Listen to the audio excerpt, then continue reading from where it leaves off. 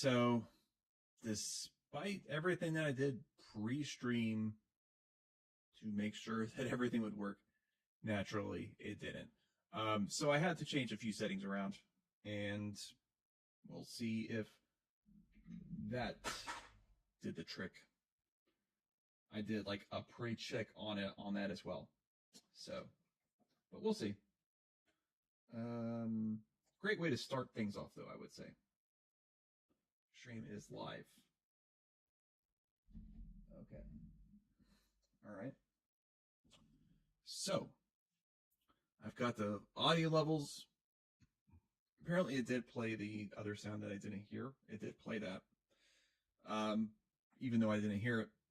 But the problem seemed to be specifically with, for whatever reason, RetroArch didn't like the audio driver I was using in conjunction with the headphones and microphone that I've got set up here. Worked 100% perfectly whenever I just use my normal speakers. But for whatever reason, it would not jive at all with the headphone setup. Go figure. So I changed the audio driver in RetroArch and tested it, and I was able to hear everything, and audio levels were being shown. So theoretically, based on all of my testing, this should actually work. If it doesn't, I'm probably going to just disconnect the stream, and I'm probably going to scream, because I've been dealing with shit all day long. So, apologize for that. But anyways, let us go ahead. I'm going to check on my phone.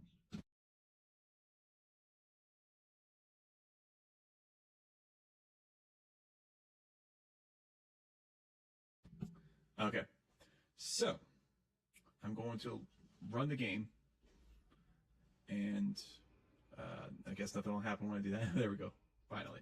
Okay, and I'm going to mute the mic for a second. I'm going to make sure that I actually hear the game audio on the stream before we proceed.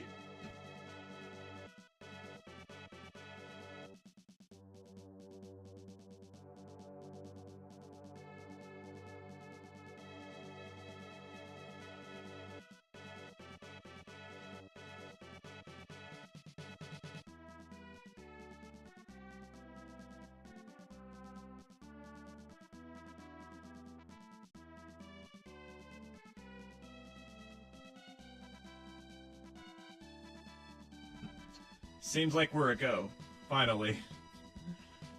Okay. Oh, I probably should have let the story play out, but whatever. It's a very basic Zelda-esque game that I really enjoy. It's not like the greatest game or nothing like that, but it's just a chill, casual kind of game.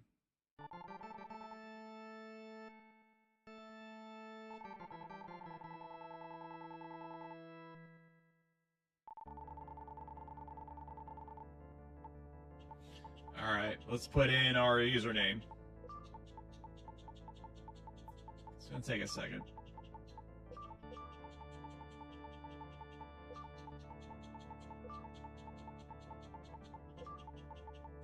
Okay, sweet. Yeah, indeed. I should have been naughty about it, but whatever. That's kind of old now, right?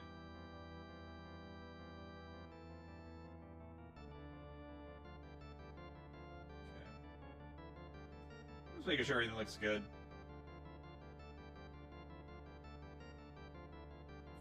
Once I do this stuff more often, everything should be much better, I would think. Oh yeah, that looks great actually. Okay. Equip the sword.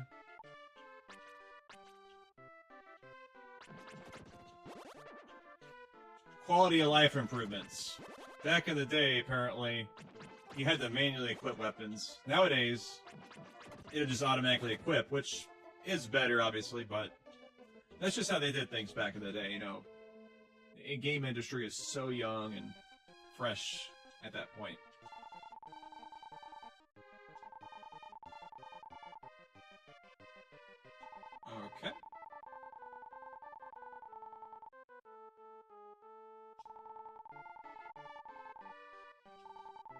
turn this down just a tiny bit. Okay. It's not gonna turn the game, just the actual monitor for the music.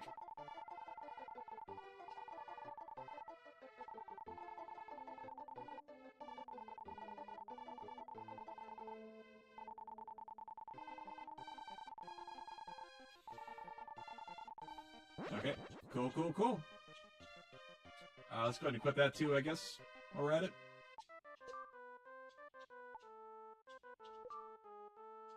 Okay.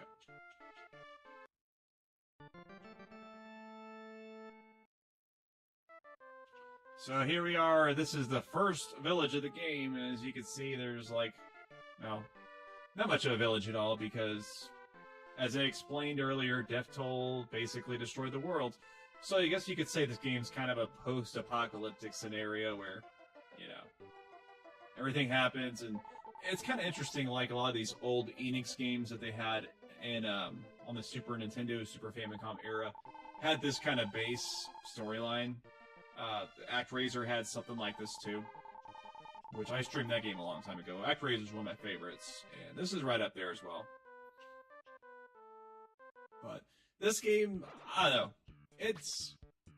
I like it just as much as ActRaiser, but it's not as good as ActRaiser either, if that makes any sense. I don't know. Let's just put it that way. But it is a lot longer game than ActRaiser, because that's obviously an action game with some RPG elements. It only takes like 3 hours to play that. 3, 4 hours, 5 hours maybe. This takes a little bit longer. Maybe like 15, 20 or so.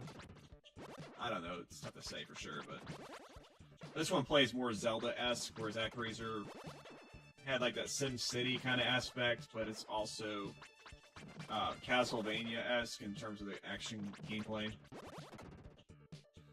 So you've got these elements with these monsters. They come out of these zones.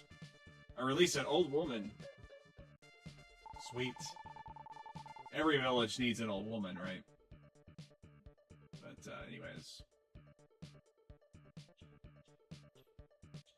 So at this point, I could choose to go back to the village and talk to the woman and all that good stuff. And this game does have a little bit of a slight Metroidvania aspect to it, in which sometimes you do have to leave the dungeon to do like certain things, then go back into the dungeon and so on. But I don't think we really need to go back there currently. We can wait a bit on that. And with the way the swing animation works, it kind of behooves you to wherever the sword ends there. That's going to be your widest reach. That's usually the best spot to swing your weapon. Okay. But yeah, those little things that spawn the enemies, they're kind of like the monster things in the Gauntlet games. Except they don't infinitely spawn the enemies, they just spawn so many or whatever. So we got a medical herb. I think those items, they actually replenish. I accidentally fired them. Fire magic. Okay.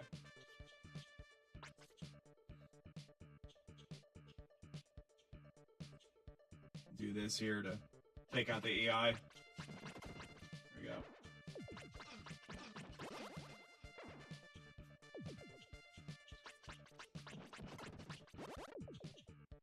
Alright, here we go. Great. Perfect. Yeah, the fire magic is pretty good. Ah, crap. Almost got myself cornered there. It's actually not too terribly hard. It's just a matter of placement and all that good stuff, making sure you get things set up right. Okay, that should deal that.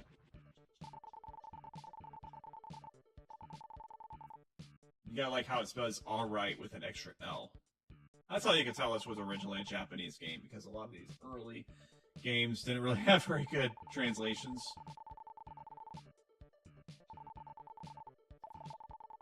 And this game did alright enough, I suppose, but yeah, let's go ahead and go back to the village. Might as well talk to the old woman. Those zones, like, once they're destroyed, they're completely gone, so you don't have to worry too much about them. that point. Okay. And as far as I know, there's not like any item pickups. I don't remember anything like that at all.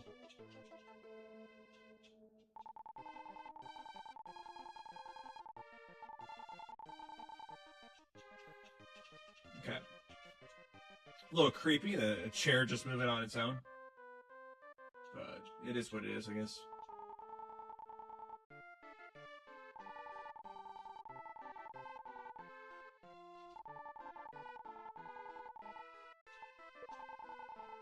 That's too bad.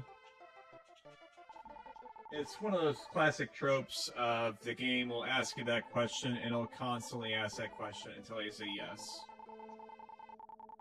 So we'll just say yes. Okay. So we can go back here, of course, to get a little bit of a health boost. Might as well, because we took a few hits in the dungeon anyways.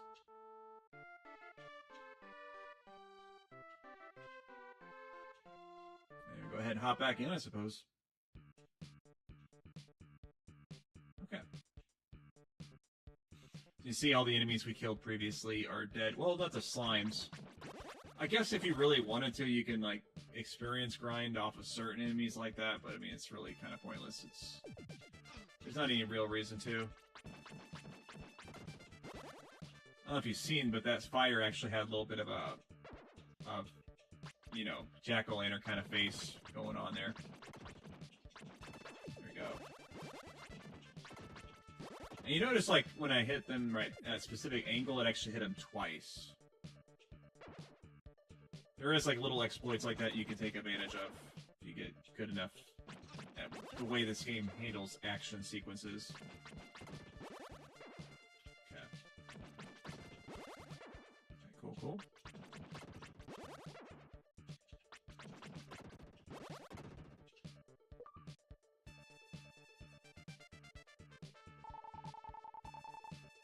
Yeah, I always wanted to replay this game. I had gotten pretty close to beating it. I used to have the actual SNES cartridge. Well, when I say I used to have it, I'm not talking about back then. I had it up until about 6 or 7 years ago when I started selling my games for the Super Nintendo, most of them at least. But this was like one of the more expensive games I had. It's not like a super expensive game, but it still goes for like $100 or so, I guess, for a loose copy. I honestly don't know how much it goes for, but it was definitely one of the pricier games. A lot of the RPG games tend to be, especially the Enix ones, because they just weren't as big as sellers. But they put out a whole bunch of these games on the Super Nintendo. I was looking online and I saw some about. They said that the estimated sales of this game was like about 70,000 copies in the U.S. Which doesn't sound like a whole lot, but I mean, back in that day, I guess that probably wasn't super terrible. There were probably games that only sold like 5,000 copies. Okay. Alright, we got a flower. Okay.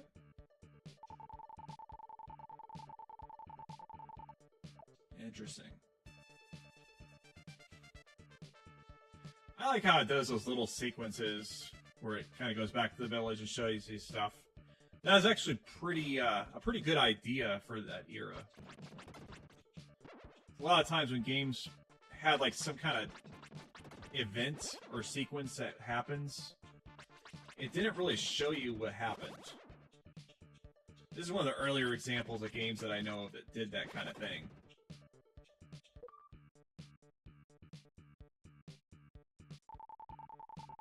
Okay, so we have a bridge now. With a person on it. The bridge guard. Just as it says. Okay. So we do have this little conveyor belt. I guess we can't technically walk against it.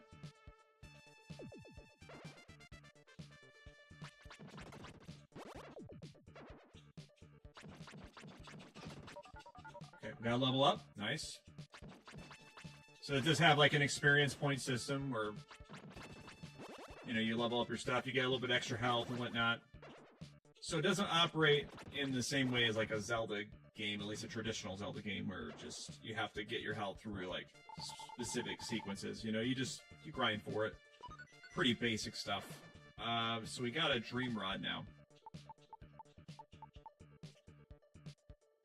So you'll see items like these that you can use. Sometimes you can use them in the dungeon, and sometimes, you know, they're used for specific quests and whatnot. I think they're just like automatically, like it's just kind of like a contextual thing, if I remember right. Okay. But we still don't really have to go to the village right now. I'm gonna wait a little bit. Okay, I think we might do a little bit more damage, too, since we leveled up. So I guess it does give you, like, a little bit of... Yeah, because those guys were taking 3 hits, now they're taking 2. So we probably do 2 damage points now. Yeah, I think those... Well, I don't know. Were those guys taking 2 or 3 hits before? I don't remember.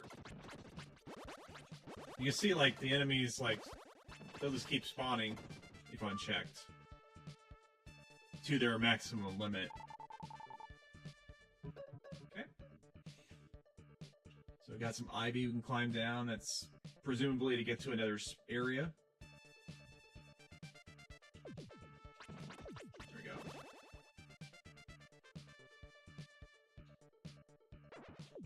Okay. I don't think they can fire through this, but maybe they can. Oh, they can. Okay. So we'll just have to cheese their AI in this way.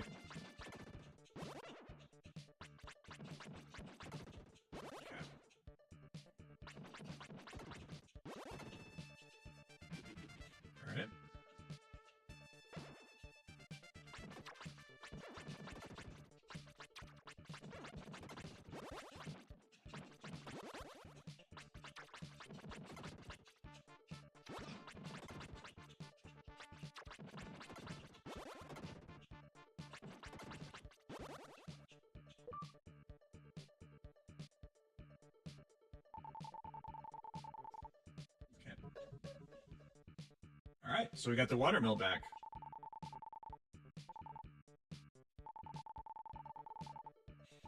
A little bit of a hint.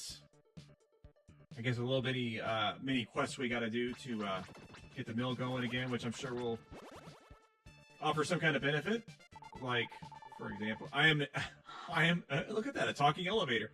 I am an elevator invented by Dr. Leo. I cannot move until the watermill is turning. Yeah, see. So crazy. Okay.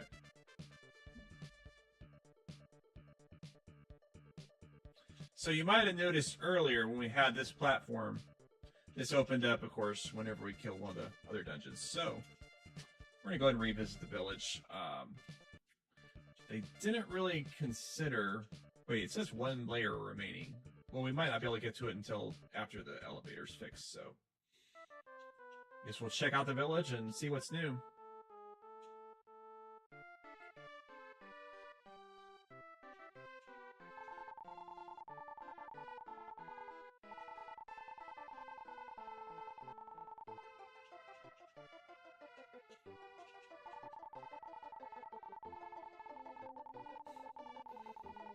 Yeah, that's me. I walk around doing nothing. She's got me figured out. Can't read the sign. Well, let's go in there. Let's check this out.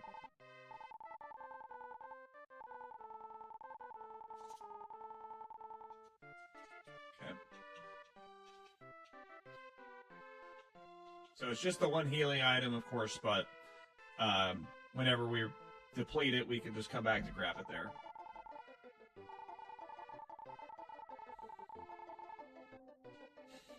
Yeah, you're right.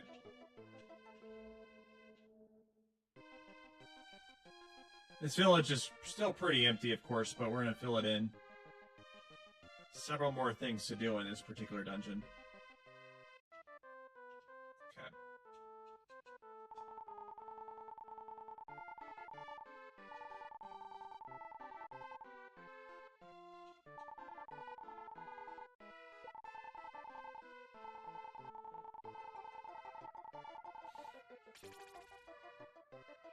Okay.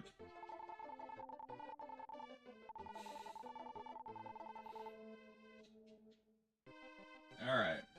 Of course, he's turned it the wrong way. I would explain it all. Guess we could check out this little cave here.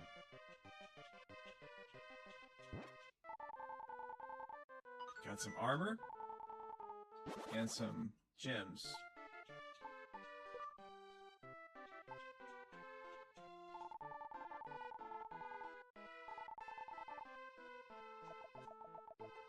Okay. Should probably be getting pretty close to a level 3 soon. I don't know if it uses just some kind of exponential system. Or if we get it at like 250 or what exactly, but we'll see.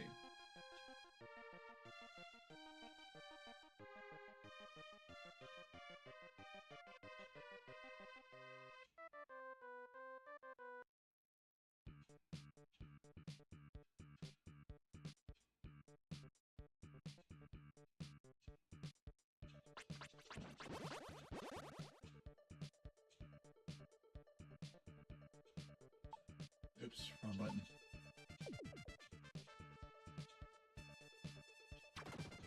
Yeah, the magic fires based on the direction you're facing, with the blue object, of course, being where it's launching from.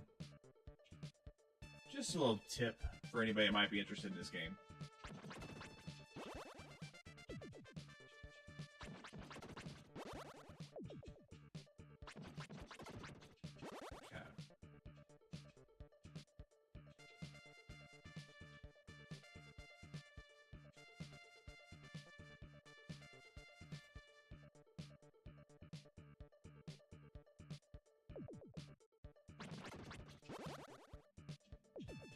I guess I could kill it. I don't know. It might be 250. It'd be nice if I can get the level up before we get to the boss or whatever.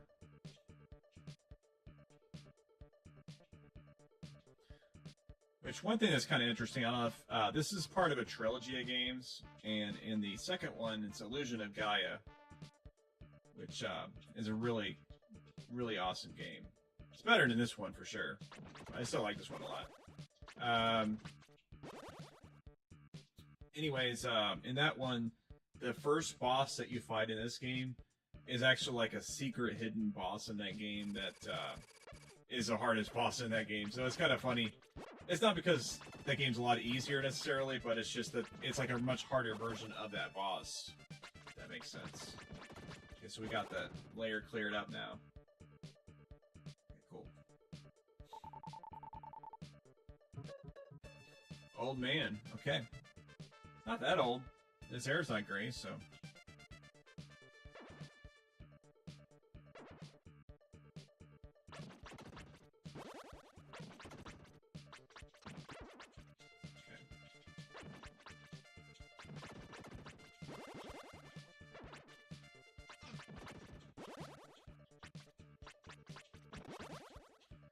Yeah.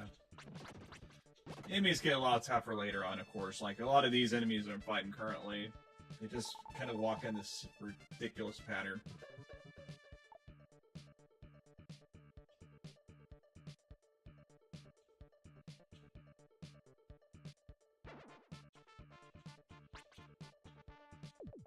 Might as well just use our gems. There we go. That works.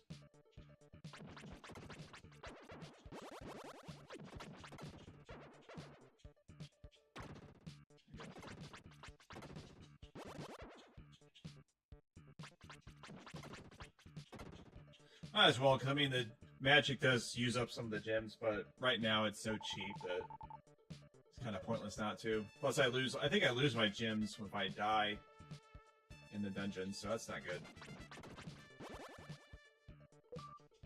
Okay.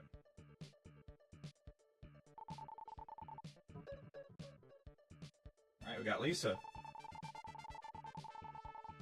I snoring come from inside the house. Remember that dream rod we picked up?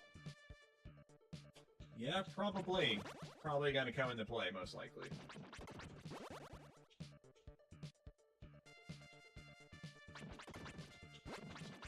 Okay.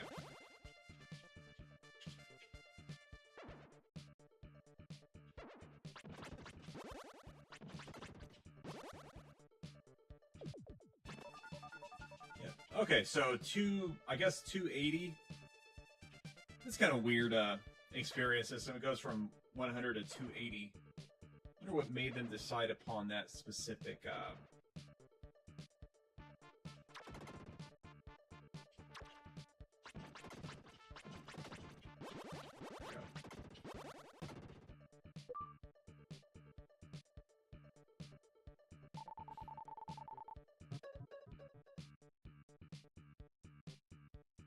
See how much is left in this particular dungeon. Oh, 11 layers. Okay. Well, got quite a bit more to do in this area. These enemies all respawn.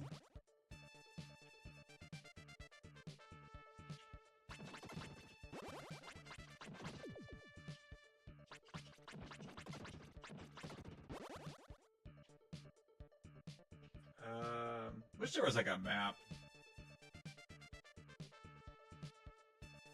That'd be kind of cool, wouldn't it?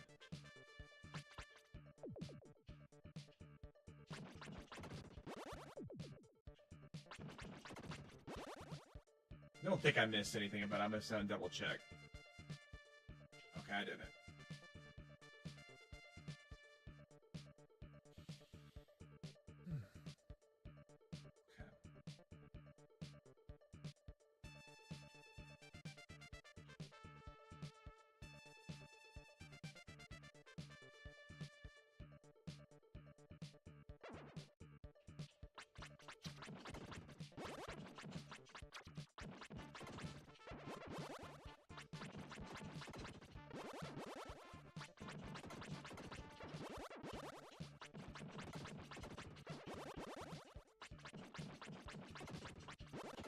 It's a pretty chill game, you know. At least at this early part of the game. It does get pretty challenging later on, of course, but it never gets to a point where you're like, oh, you have to be like an action game expert to play it. You know, it never gets like to that point. You know, it gets more about the timing and that kind of stuff. Oh, cool. We got the tool shop owner's son now. Awesome. Gotta save them kids, right? Okay.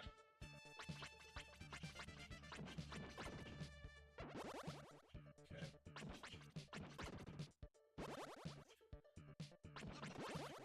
Might as well kill them here.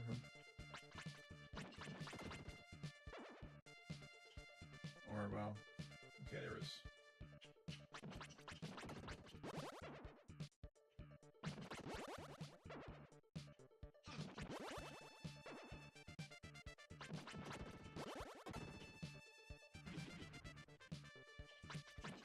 Oh, what a trick. It just created more monsters is all that did. Well, that's what you gotta do. You gotta bust the monsters.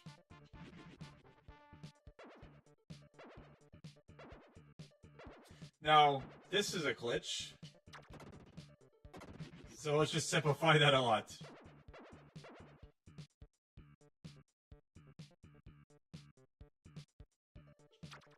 I don't know if the developers really knew for sure that they were going to get stuck like that, but I don't know, for some reason those monsters get stuck, unless you get close enough, then they start coming out, but obviously take advantage of them very easily that way.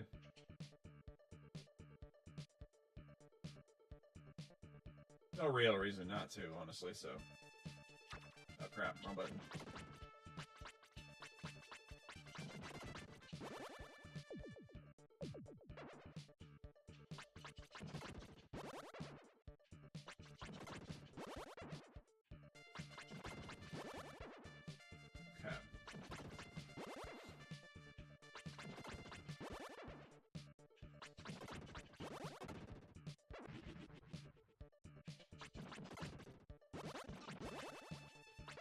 Close a little distance for them. Oh, see, it's ramping up just slightly. We got a guy that's trying to shoot us while we're trying to deal with those flies. Just a tiny bit more challenge, right? This game actually does a pretty good job of just slowly ramping things up. It doesn't get too crazy. Oh.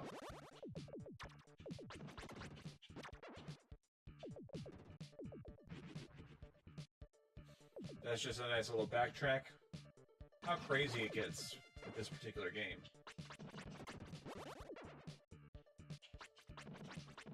This game actually gives out quite a bit of those gems. Okay.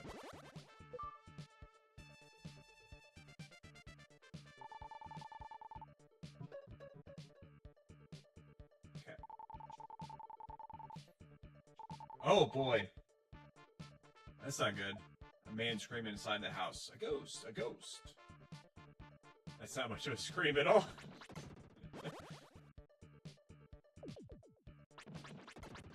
Alright.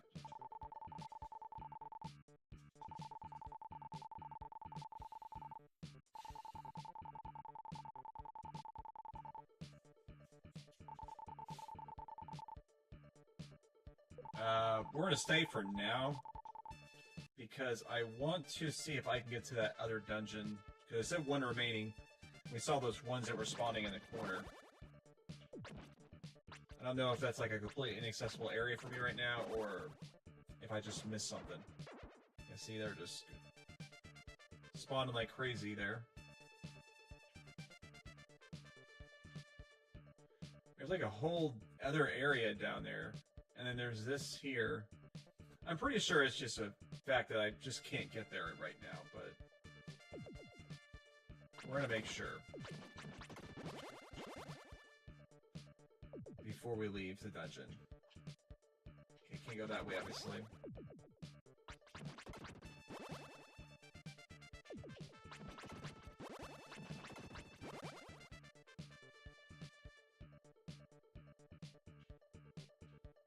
I don't know why, but this waterfall looks pretty interesting right here, because it's like the same as the one from the other screen, but it's like smaller looking.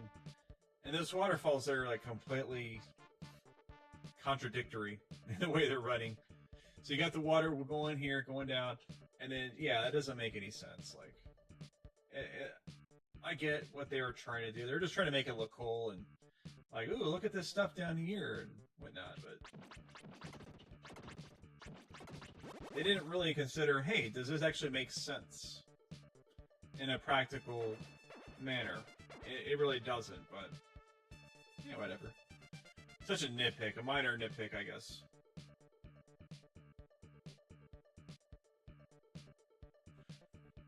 It almost feels like, hey, look at this, we can do like a little animated cascading effect like we did with the conveyor belt. We could do it anywhere. We're such expert game programmers. Okay. Yeah, it's late now.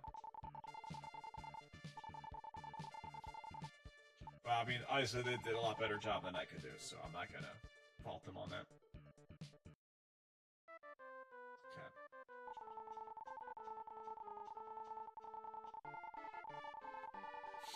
Okay. Okay.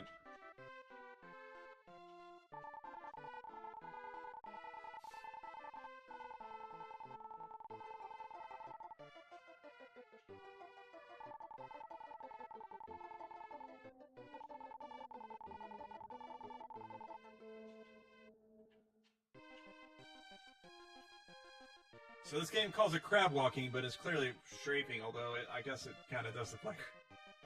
That's so goofy looking. It's like a dance. Okay.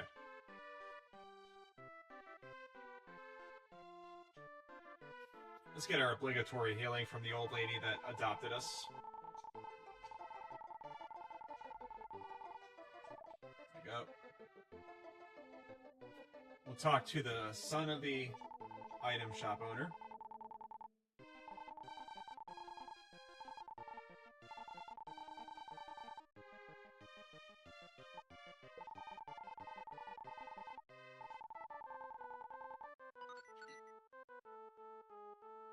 $1 billion plus tax. I respect the hustle, kid, but no.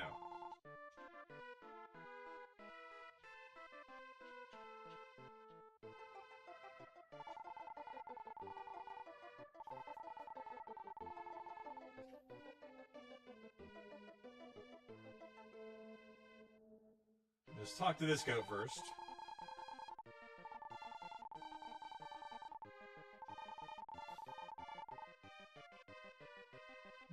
one of the paintings in the house on the hill. That's kind of interesting. I wonder what's up with that.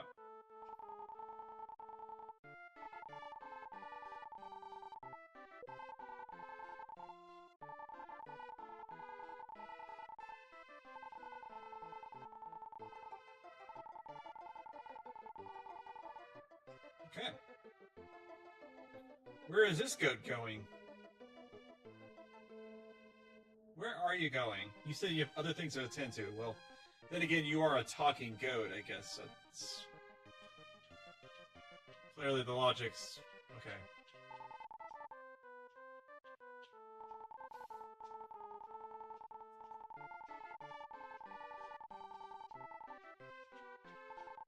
Hey, give me my food.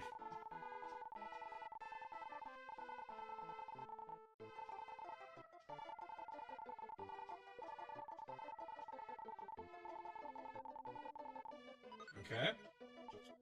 So I'm curious, because we clearly already gave the goat some food. But he already got... We've already completed the quest, so... They already completed a party foul in RPG mechanics. Because, obviously, I have the food. I'm not supposed to have the food anymore because I've already completed the quest. And yet, I have it. And the goats are demanding more food, so it's an infinite conundrum of an RPG video game. You know, kind of overanalyzed it a little bit, I suppose, but whatever. Don't know if we go anywhere else in that room or not. So that leaves that Lisa's house, which we haven't visited yet. And they mention a house on the hill, which...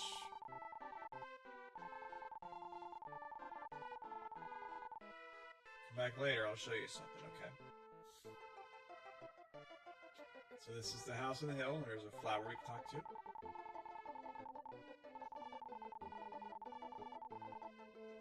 Okay.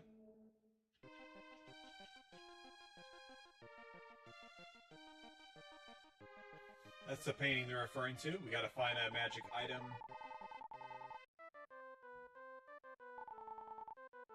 Okay. So let's equip the Dream Rod.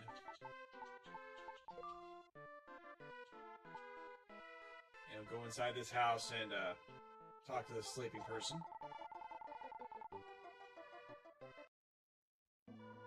Okay.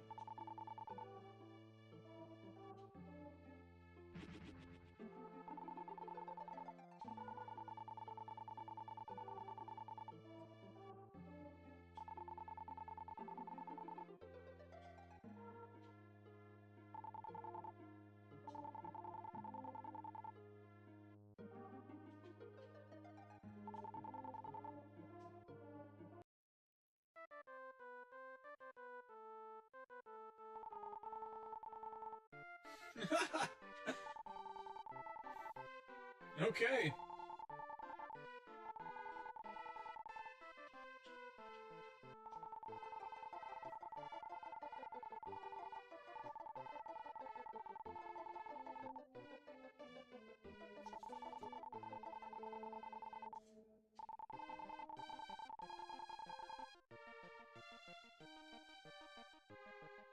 So that means we go back to the dungeon now.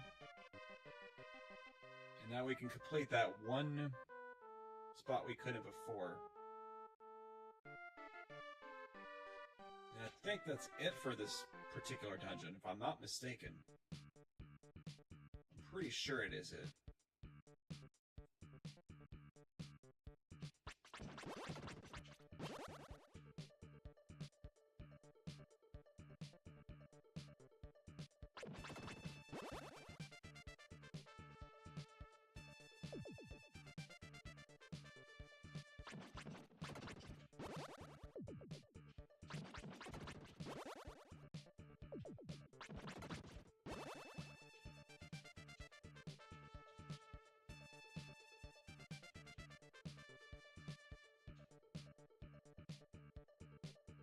I don't know for sure if there was like a way to go back to the spot quicker. There probably is, but... Oh yeah, that bridge, that's right. Yeah, we opened that up earlier. Okay. Yes, I went through that whole dungeon area unnecessarily, of course. Okay. Now you go down here, kill this one monster layer, and grab this treasure. Let's grab the treasure first. There's the paintbrush, just like it talked about.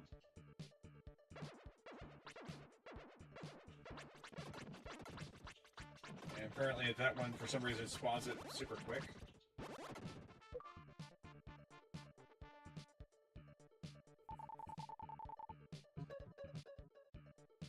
Alright. Now we got an old man surrounding that little portal there. Cool.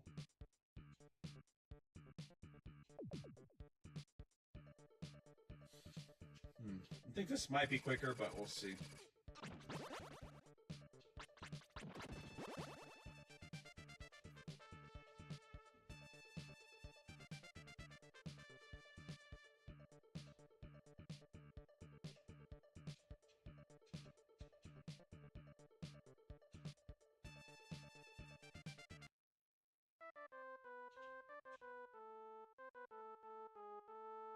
Ah.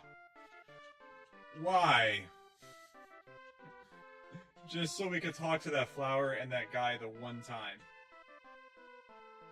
Just to completely block us after that. That's fantastic.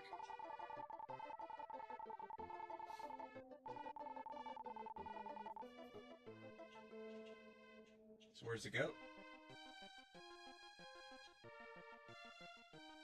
I don't see a goat. Let's get our free healing.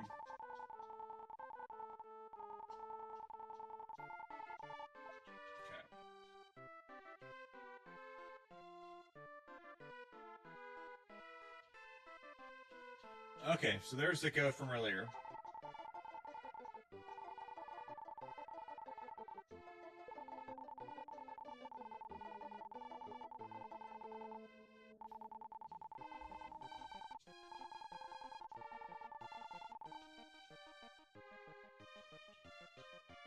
So I'm curious how this will go down this time. Is he going to go back to that shop? Or is he going to go to the guy that we just released place? No, he goes back to the shop.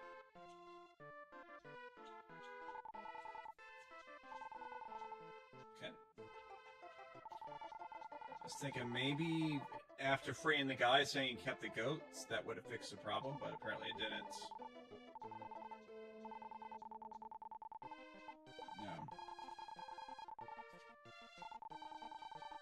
So we have the goat's food again.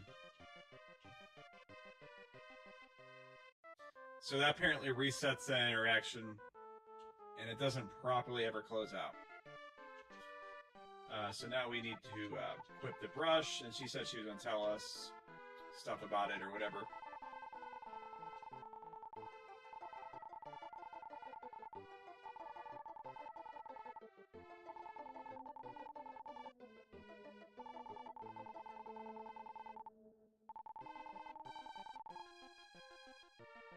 Turbo the dog, Lou the dolphin, Gnome the snail, and Marie the doll. Okay.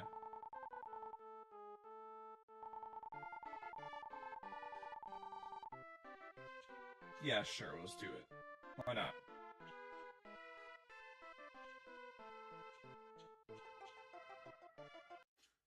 Let's go ahead and save state it. Why not?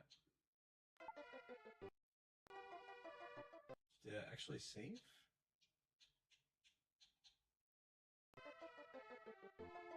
I'm gonna move just to make sure, because I honestly don't know. Oh, wait, did it? I don't think it did, but it says it did. Okay.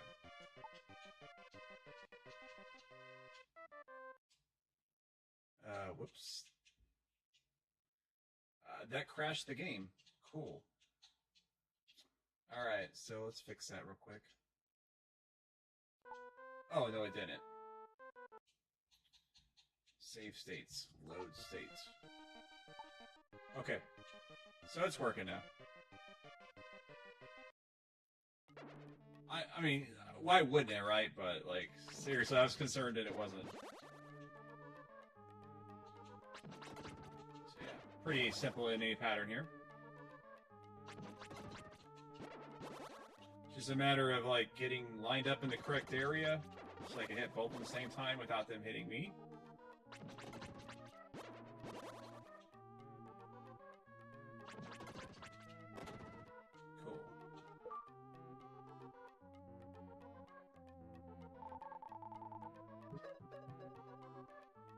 Got a flower we can't get to right now.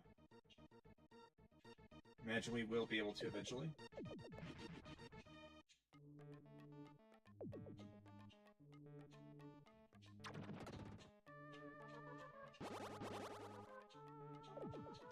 Ouch.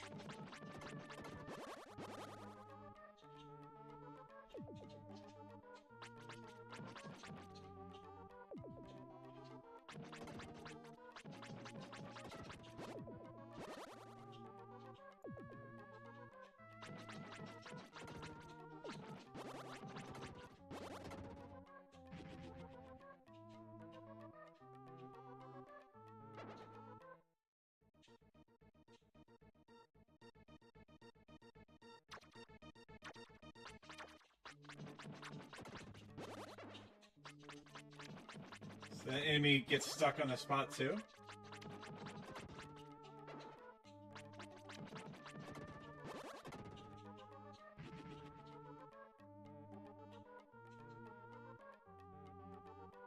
By the way, I'm sorry in advance for this background, which is crazy and trippy looking. Look how fast it's going. It doesn't make any sense why it's going that fast. It just is that fast.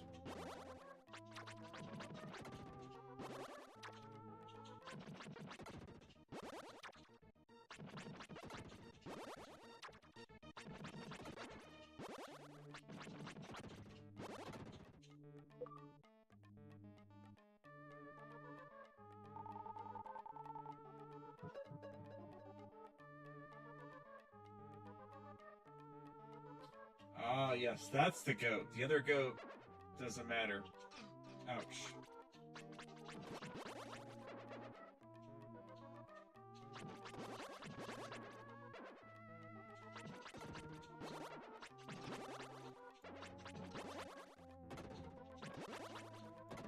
Okay.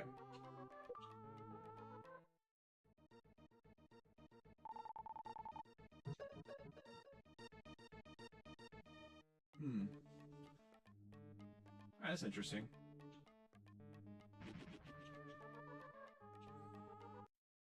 Three layers are remaining in this one.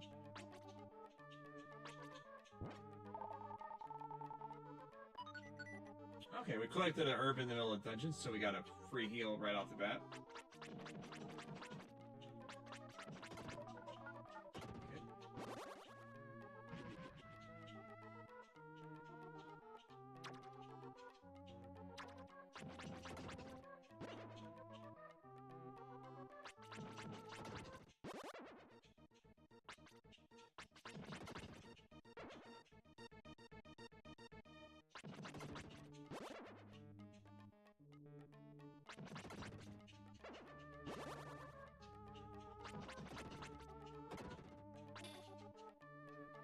Can't do anything about those yet. Okay. Oh, yes. Okay, so we have to figure out a way to kill that.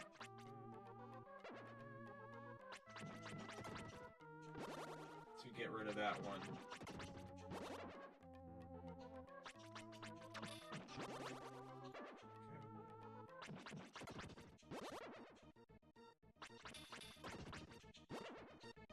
This one's got a bunch of enemies. That's like 6 or 7.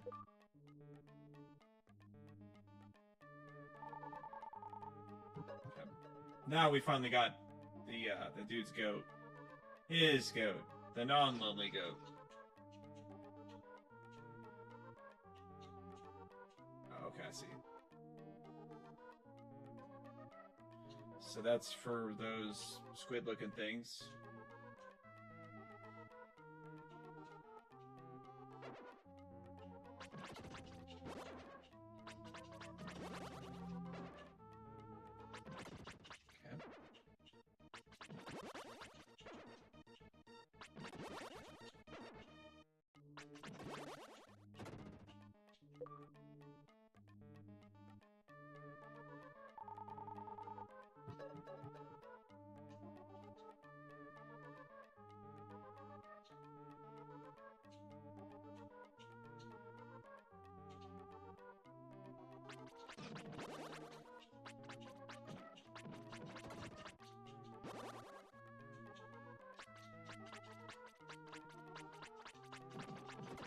blocks are kind of weird.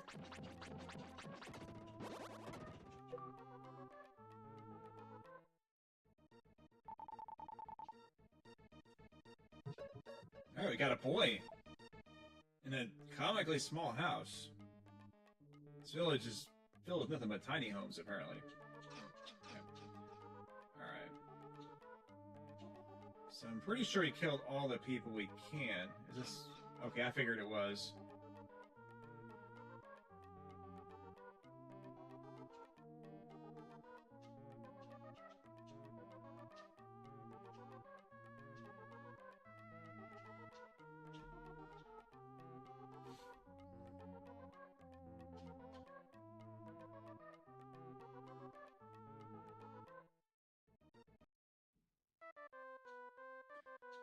Okay.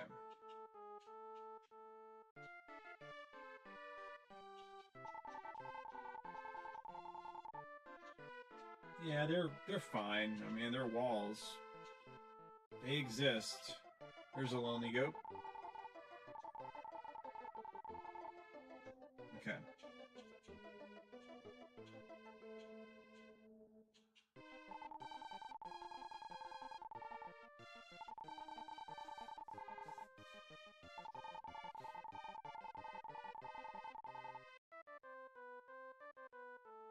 Hmm. Okay.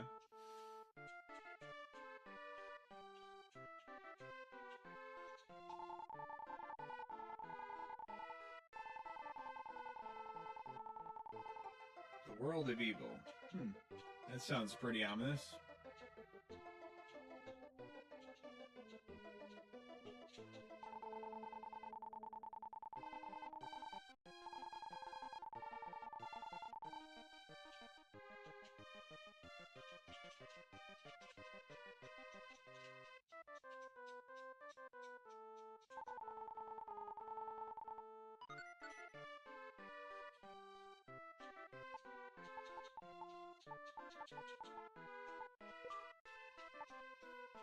That's kind of pointless considering I can only have the one.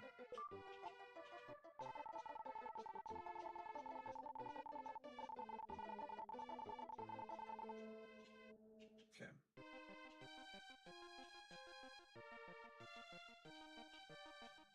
Let's see if we can find the other additions to the village here. Here's where the boy is.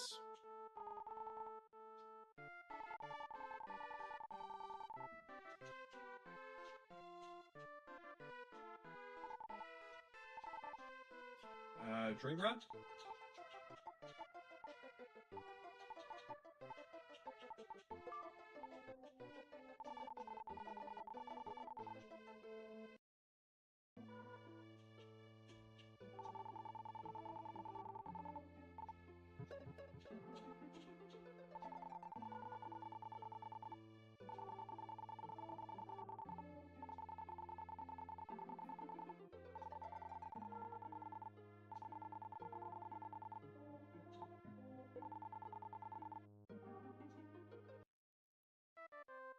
Okay.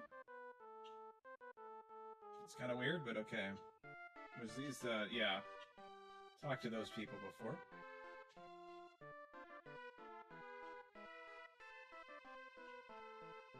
So let's talk to this goat.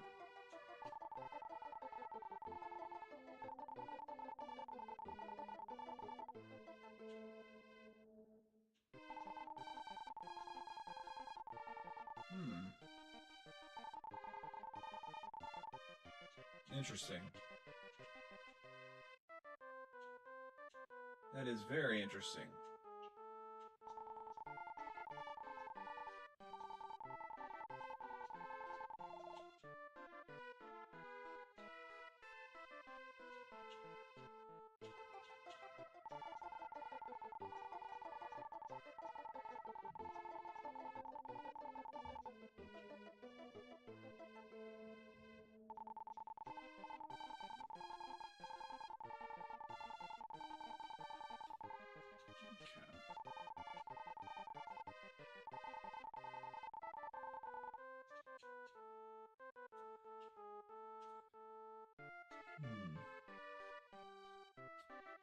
pretty sure I have already discovered everything in the village.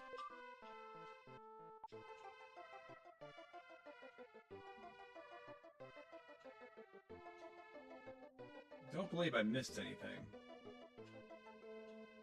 Oh! This, flower right here, I guess. I didn't talk to this one.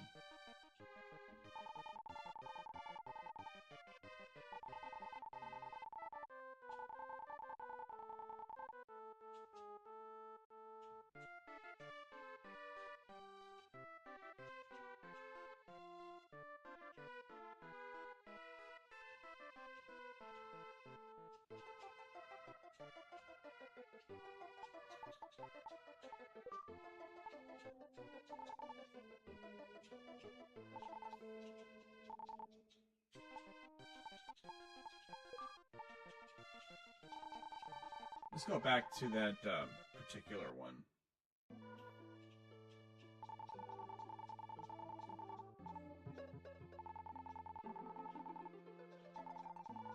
What if I don't want to?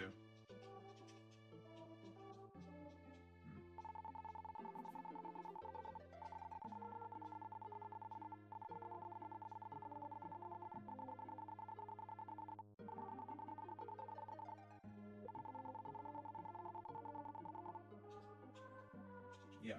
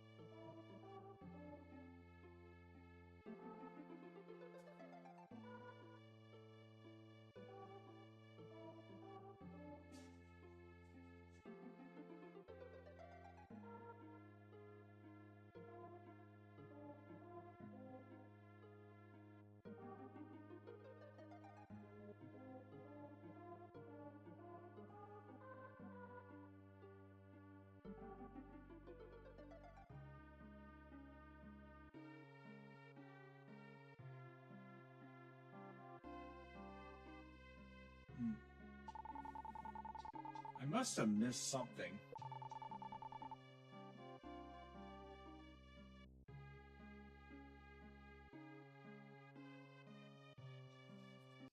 So let's go back.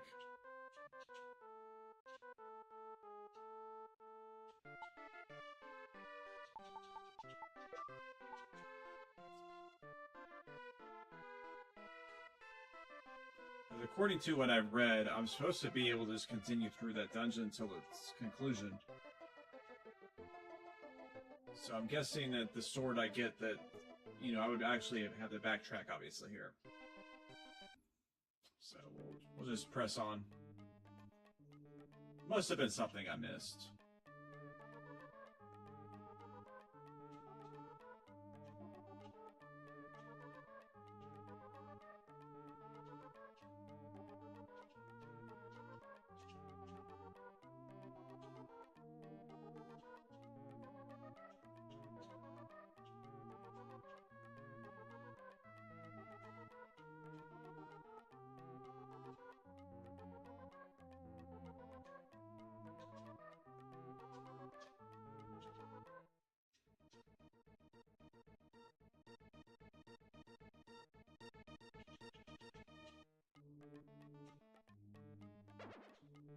Ah, yes. I figured as such.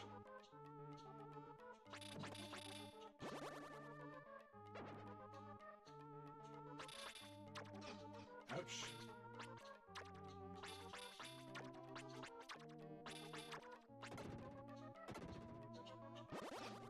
That's fine. Oh, yes. This takes us back to the... Oh, yes. Okay, great. Yeah, why not?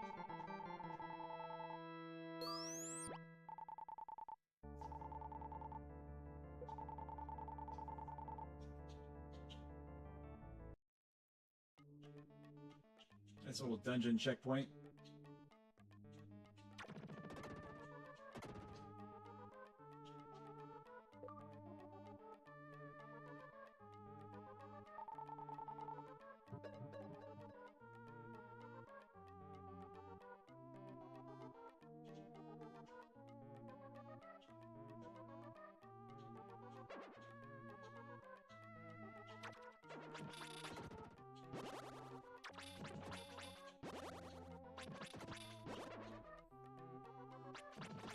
And it doesn't make any sense, but like, yeah, that gives you the best reach to attack him.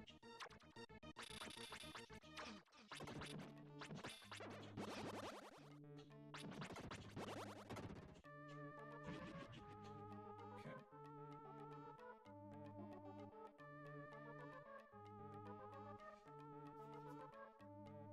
I guess we'll talk to that boy in the village.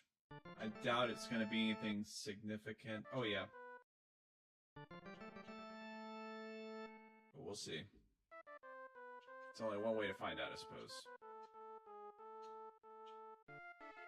Should be over here past the water. Yep, here we go. Data pass, okay. Yes, yes, yes.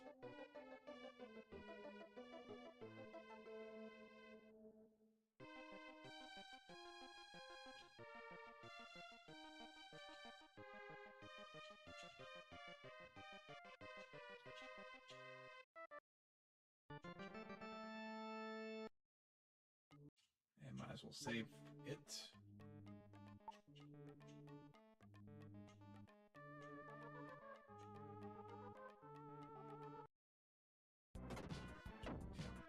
So we got the first boss fight.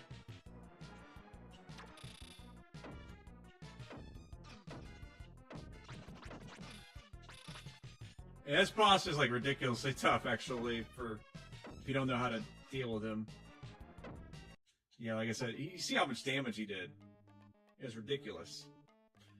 Okay. And the fire wasn't doing anything. So yeah, it kind of just hits like really suddenly. Best thing to do is not to use these fast ones at all, because they'll completely screw you over. You have to be patient and use the slower one.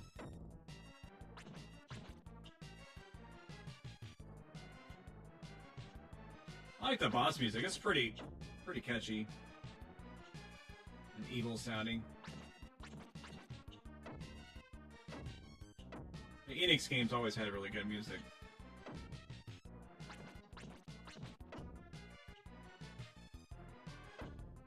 Actually, I wonder if you can heal or hurt him while he's shooting. Crap. Oh, I can use the, I forgot, I can use the herb. Equip that, because it'll give us a free, revive if we die.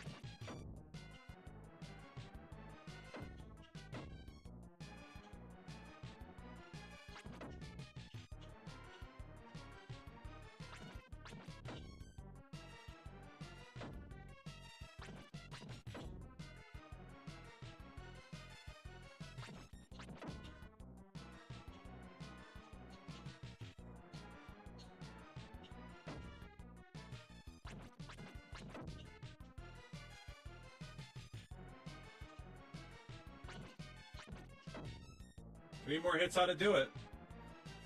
How about a ridiculous life bar for the boss, huh? For the first level boss, I think. Crazy. Yeah, I guess like the game has like practically no challenge until that point, and then it's like, oh, boom! Here's a boss that takes like 25 hits to kill, and kill you in like 2 or 3. You have to use a very specific strategy, a very simple one, obviously, but yeah. Okay. Let's talk to this dude then.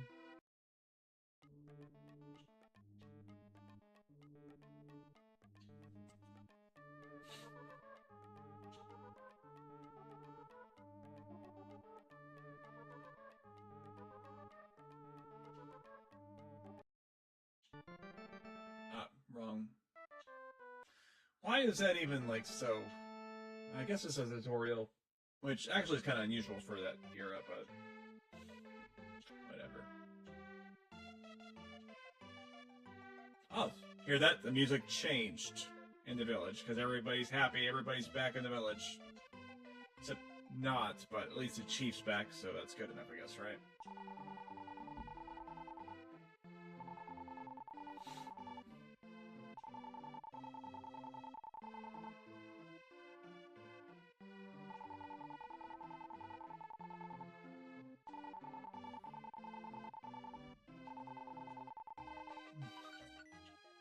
Brownstone.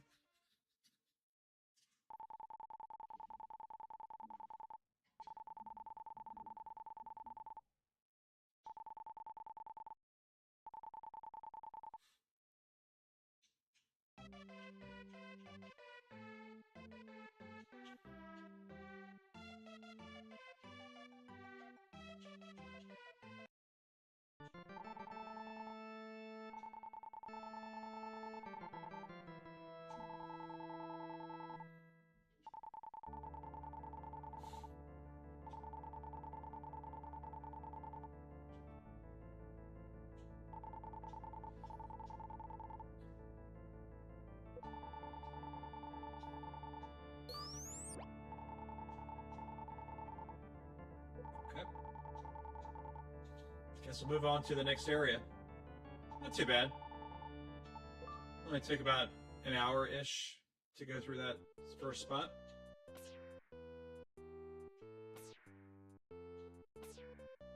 Kind of an interesting little map they got going on here. Visually, it's very different from the rest of the game.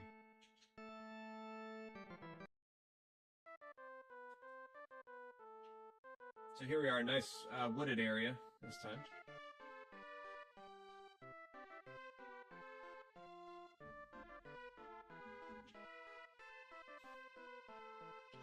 Seems pleasant enough. I think our work is done here. We don't need to rebuild this village. Let's let it return to nature. As it has here. I mean, we need to get an ecological impact report before we... I know, it's stupid, but... Why not?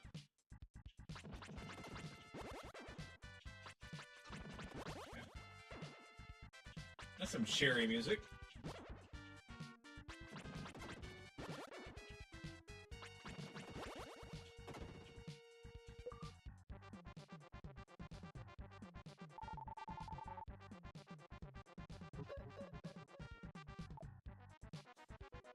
I got a bird. Rock on.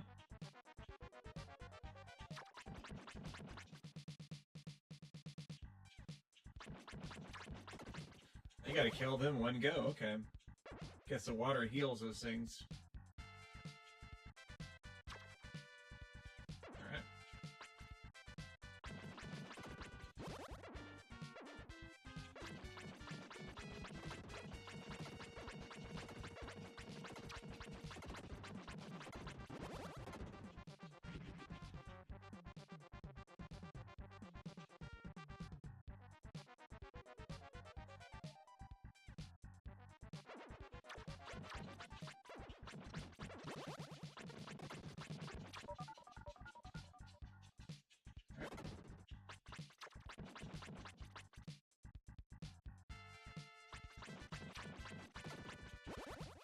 Guess I already killed that one in the mess.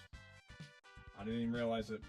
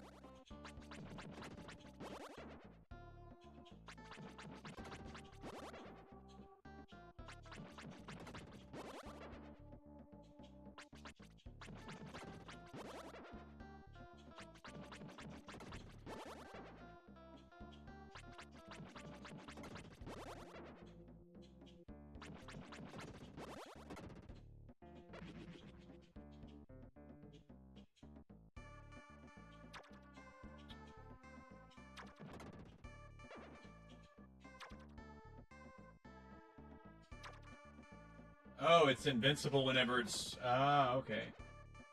Of course it is.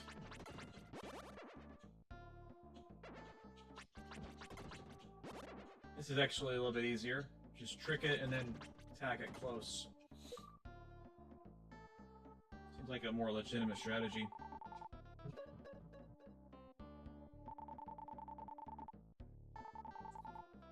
A small voice is coming from a-hole.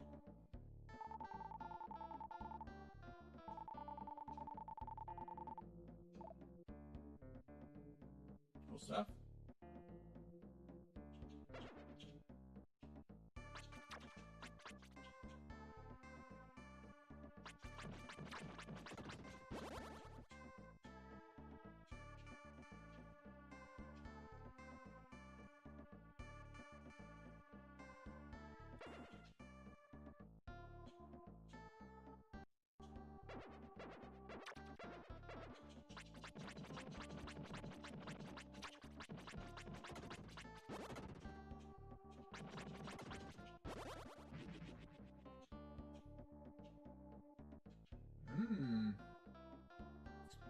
Defying video game tropes of being able to walk behind waterfalls.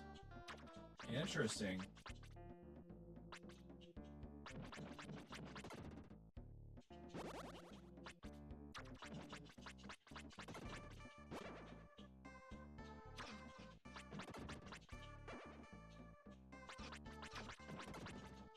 That's fine, we'll just tank those hits, that's okay.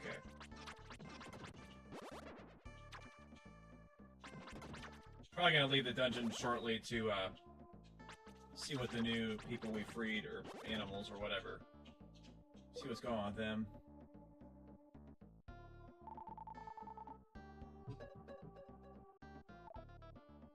Oh, look at that cute little bird, huh?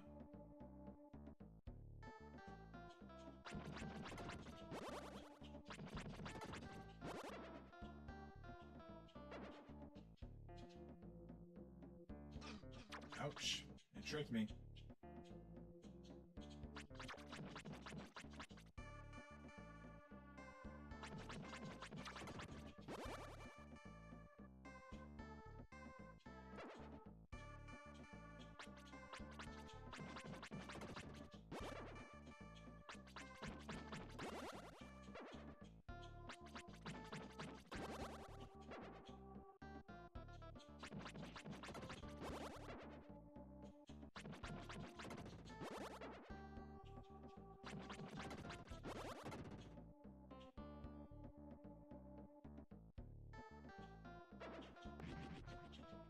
Ouch.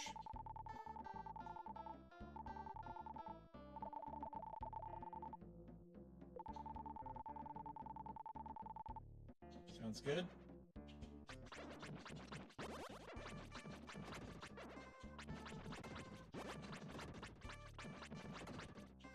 I wonder why the enemies are compelled to move in that particular fashion. So I would have to assume that that's not what they intended. But maybe it is. Maybe it is. Maybe they wanted like a real basic pattern that the player can easily exploit and learn from.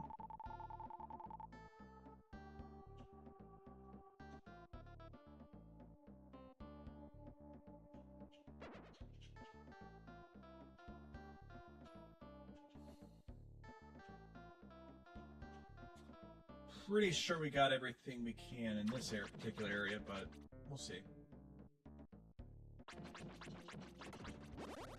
Oh, bastard.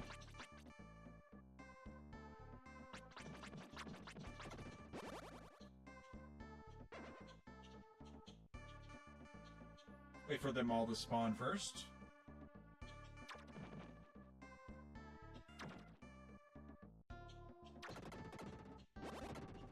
That'll work.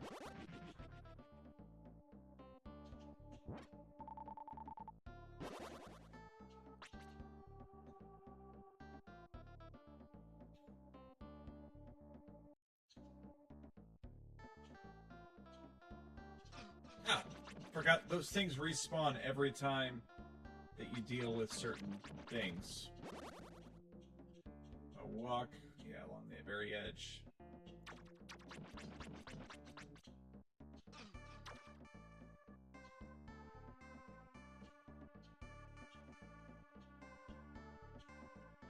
Okay.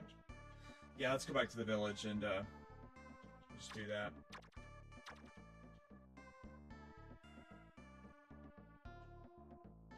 There could be something very helpful that I'm not aware of quite yet. Wait, where is that blue? Oh, there it is, okay. That's not what I meant. Yeah, let's go back.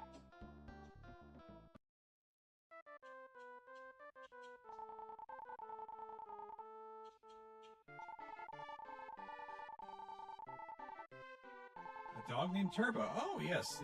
Turbo is the dog of Dr. Leo's. Oh, okay. So we actually will be helping this village come back to nature because it's all animals in this village. It's like Animal Crossing, I guess. Hopefully sans the capitalist landlord, Tom Nook, who constantly forces you to pay for upgrades to your house every time you pay off the mortgage.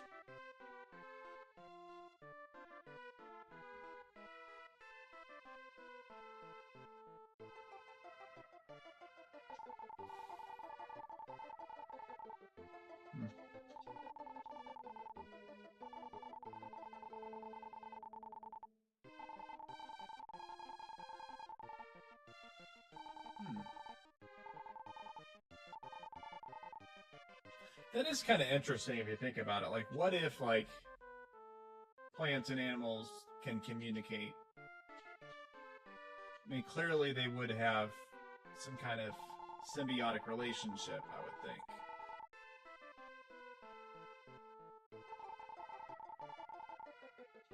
I wonder why the font is different talking to those trees specifically. That's kind of weird. Okay, let's talk to the dog.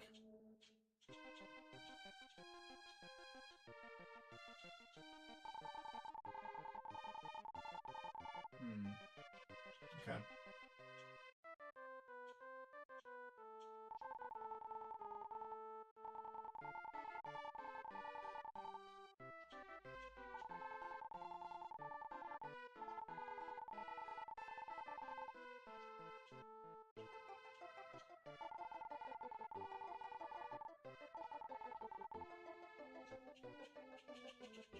Yep.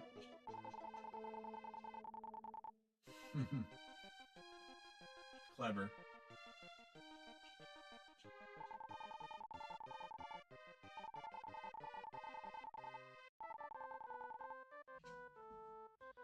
I don't think I have anything to eat for the squirrel, but I guess we could see. Would a squirrel like a brownstone or a bag of goat's food? How about we try the goat's food? Pretty sure squirrels can eat that, right?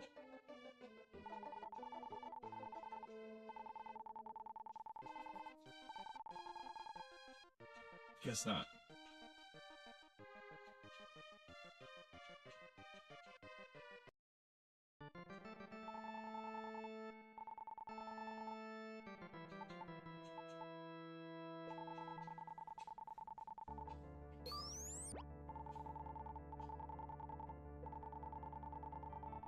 Alright, let's go back to the dungeon then.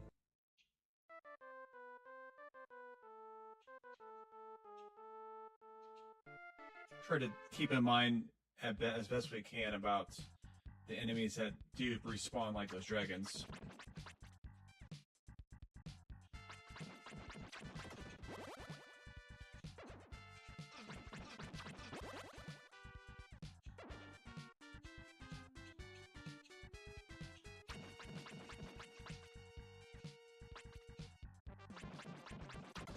Bastard.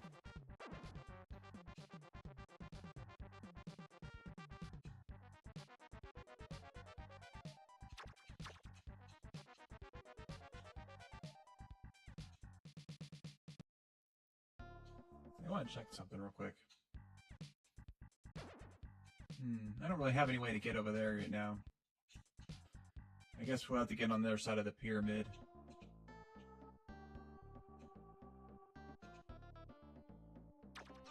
Dang it.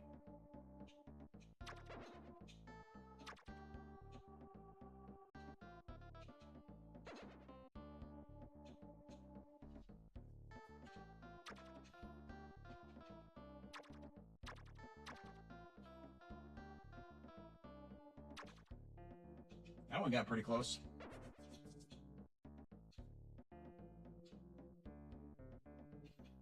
Okay, let's go down here.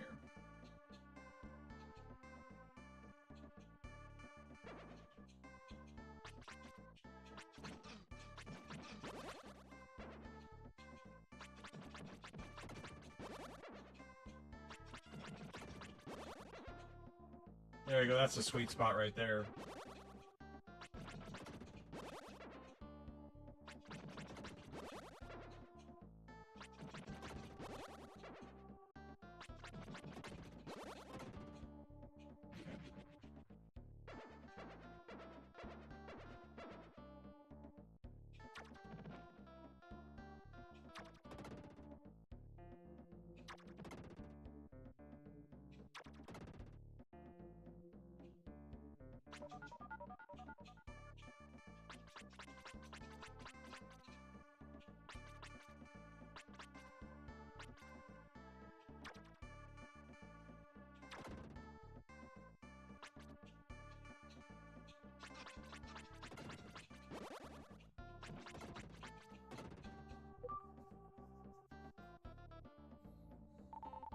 Oh, did I even talk to the mole? I don't think I did, actually.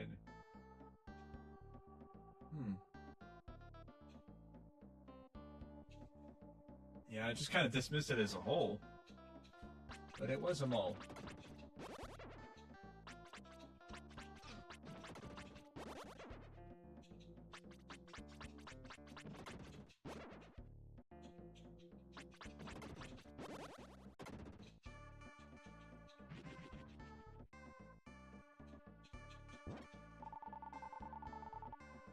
The seeds, yes.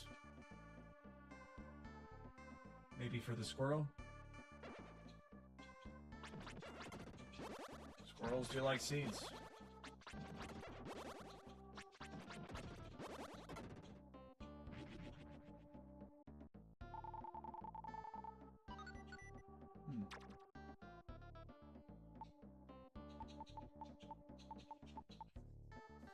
You will not lose any gems should your life meter reach something. Don't know what that means, but okay.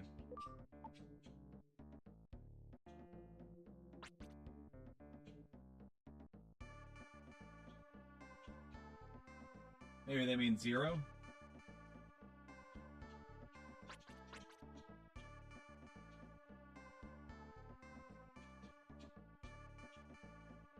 Okay.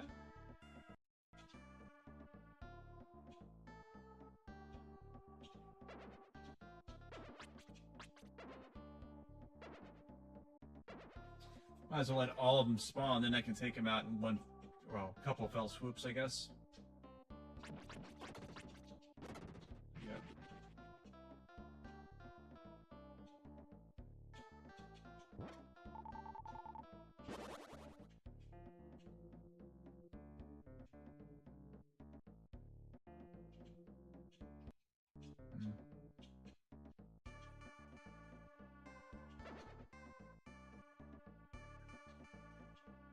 Wait, did that statue spawn?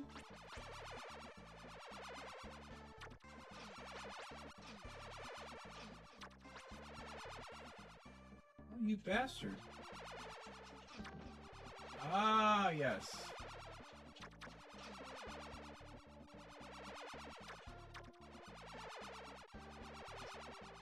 Tricky.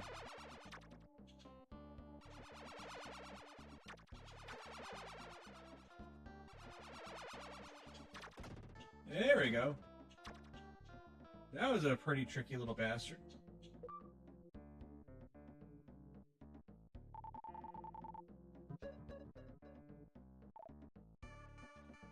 Oh, that must be the forest troop that they were talking about earlier. Okay.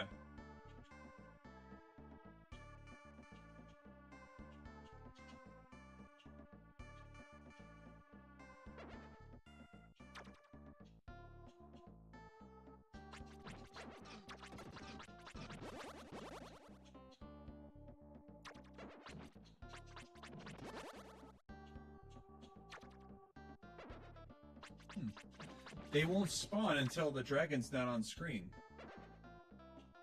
That's weird.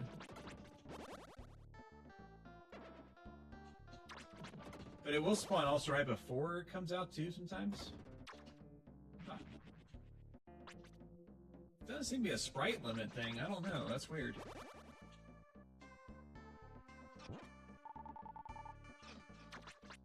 Wow, that's such a sneak attack there.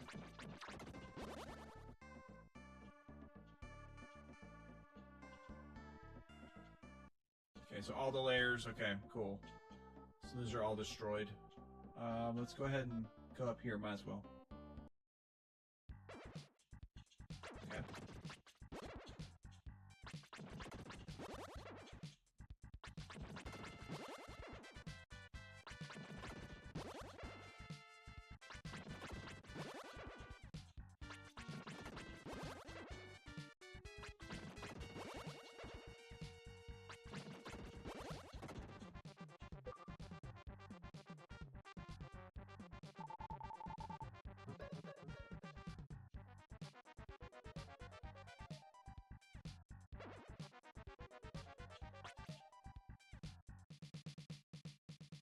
Spawn just a one.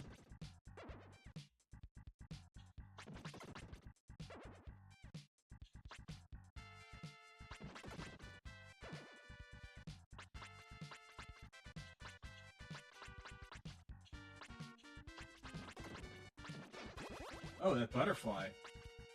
That was actually hurting me. That's interesting.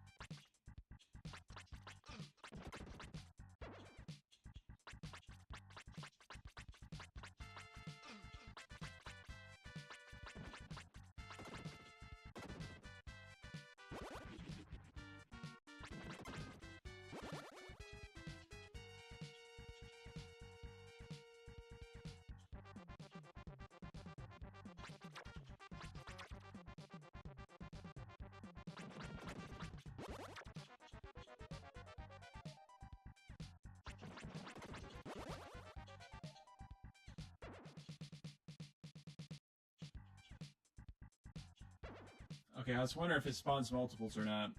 If it does, I'm just going to try to take them all at once.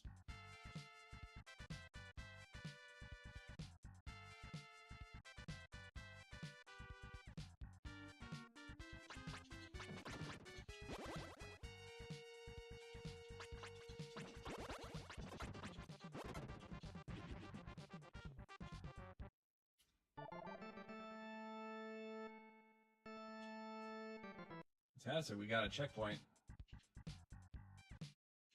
Oh yeah. We got dragons that constantly spawn on us too.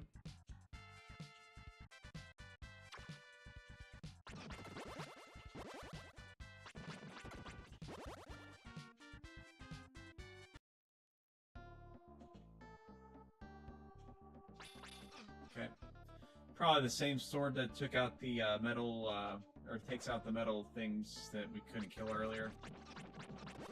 Okay. I wonder if magic does better with these things. It does a lot better.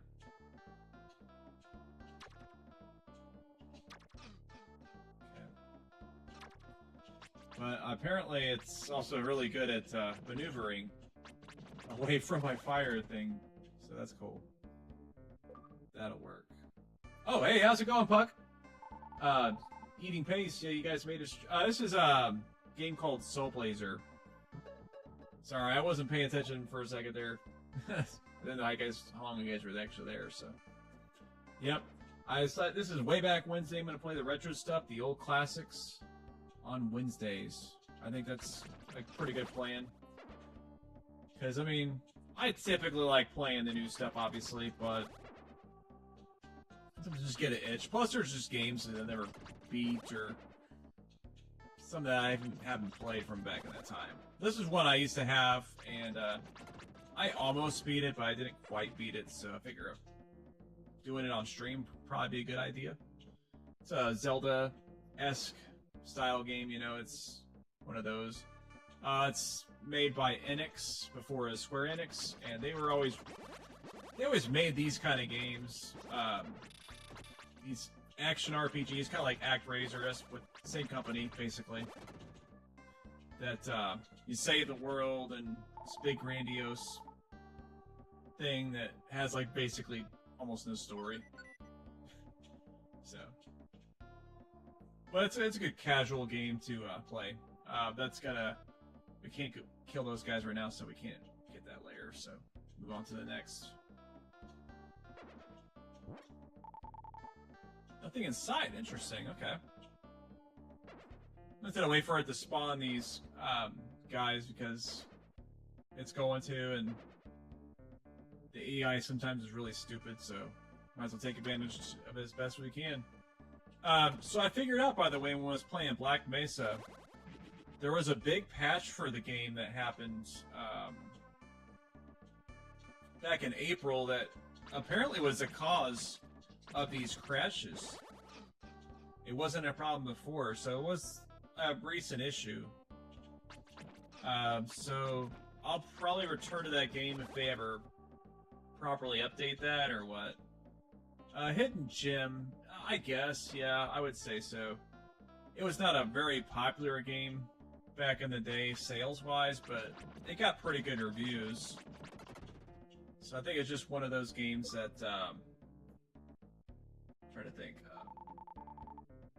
Oh yeah, second favorite. Yeah, this is part of a trilogy. I forget what the name of the trilogy is.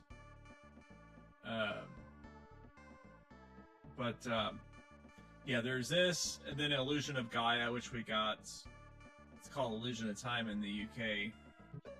And then there's also Terra Enigma, which we never got officially, but they got in Europe.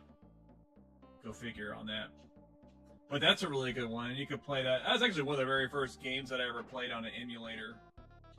Because I liked this and Illusion of Gaia. You know, I didn't own those way back then, but I rented them a lot. And, you know, I've heard that game was part of that series that we never got, so I'm like, well, shoot, I gotta check this out, you know. Come on. I guess they're not gonna line up perfectly, so I'm just gonna use my magic.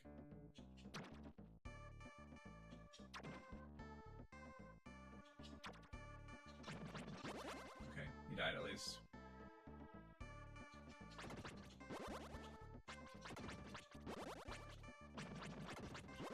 They should all be dead now. Oh, Legend of Legaia? Yeah,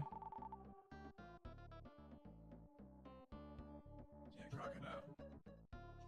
Yeah, Illusion of Gaia is really good. That's my favorite one of the series. Like, some people like Terra Enigma more. Which Terra Enigma does have its advantages over the other two. It's got the best graphics, and it's got some pretty cool sequences and whatnot. But the story, it's pretty much almost like an HDized version of this. The best way to describe that game. It's like, hey, let's make Soulblazer again, basically, but with the full advantage of the Super Nintendo hardware. It's what that game kind of felt like to me. Whereas Illusion of Gaia seemed like it had a little more thought put into the actual game itself, if that makes sense. Like I said, the Terra Nova is still a great game, mind you. It's just, it's a lot more, you know, like I said, I guess I'm very intricate. I'm totally losing my mind here. I'm very invested into storylines for video games. And that's one that, like I said, it's kind of basic like this is, whereas Illusion of Gaia is a lot more in-depth with that stuff. So that's why I like that one better. But hope that properly explains it. I forgot if there was another... I mean, I'm pretty sure I've gotten as far as I can in this dungeon currently. I might have to backtrack to the village. You know, bastard turning that way. I screw it. I'll just take the hits because I'm going to leave this village area soon anyway. Or this dungeon.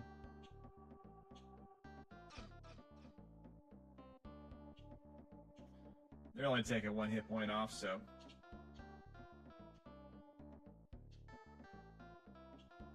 How do I even leave? Okay, here we go. Oh, that's interesting.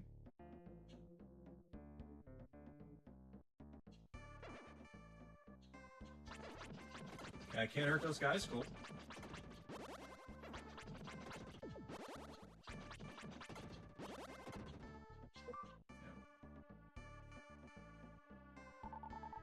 Oh, the Heaven and Earth trilogy is what they called it. That makes sense given the themes of the game. Like, in a way, it's like ActRaiser. You're basically the messenger of God or whatever, and oh yeah, you can't. Yeah, I'm gonna get my butt kicked. I have to leave. Oh, okay.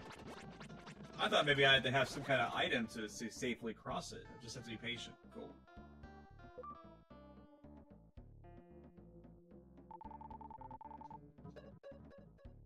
Okay, we have the second member of the animal band.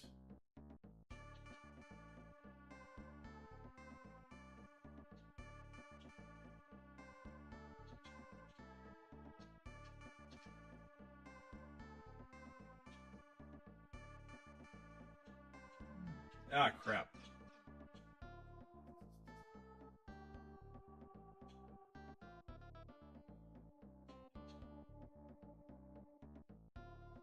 Oh, by the way, how do you like my, effects? Because I try to make it look like a retro game, obviously, because, well, it is, for one, but...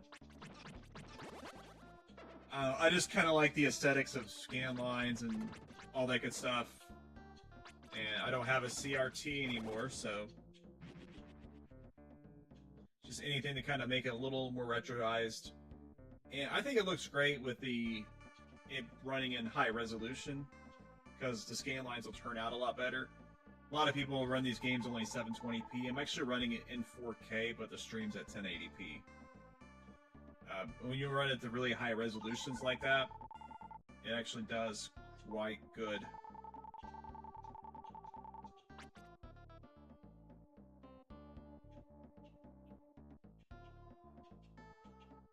Let's see. So I've got that magic, but, well, okay, I wasn't sure if those are actually going to change over or not. I guess they did. Okay. I don't know if this one's going to lead anywhere. I might just check real quick before we leave this dungeon. Okay.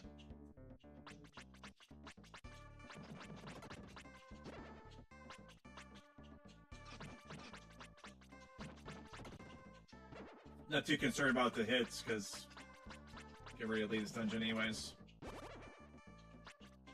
Oh yeah, Earthbound. I actually was playing that on my retro emulator. I got an Ambernick RG351V. It's basically like a Game Boy Pocket shaped handheld emulator, and I actually like it quite a lot. That's one of the games I was playing on it. I was playing all kinds of games on there. Breath of Fire was another one I was playing on there. That's a RPG I like a lot. Not sure if it's going to respawn more of these guys or not. Probably won't. It's weird how these monster spawns work in this game. Like, sometimes it'll just spawn the one guy at a time, and you have to kill them, like, in a really slow fashion. Sometimes it goes, like, insane and just spawns them all at once. There's, like, really no rhyme or reason to it. I just have to assume that it just didn't behave the way they wanted to, and they're like, well, the game's functional at least, let's just release it. I mean, I guess at that point, you know, like, they couldn't patch the games like they can now, so they just had to release the games when they were ready to, whether it was really finished or not.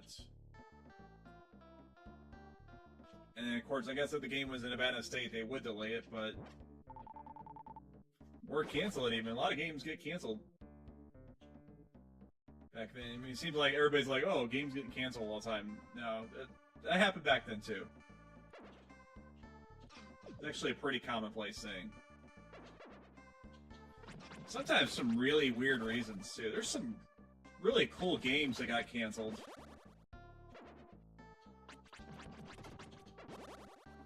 A physical copy of Earthbound is really ridiculous to claim. Yeah, you know what?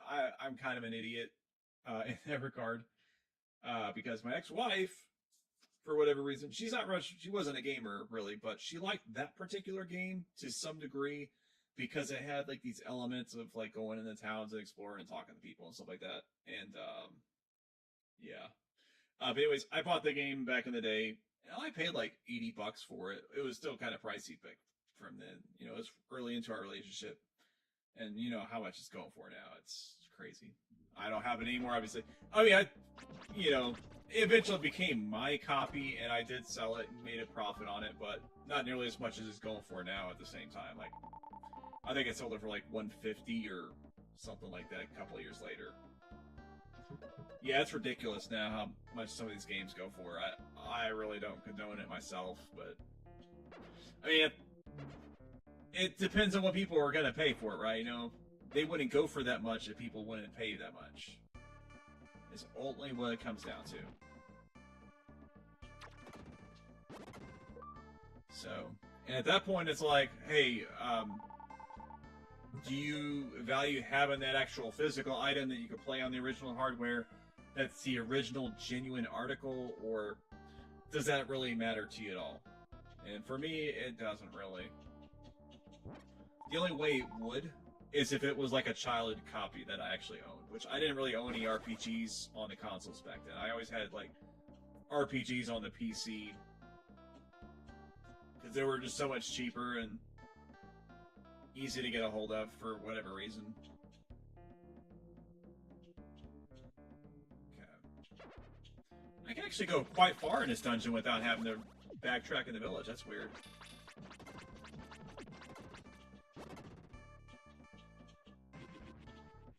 It wasn't like the first area's village or dungeon.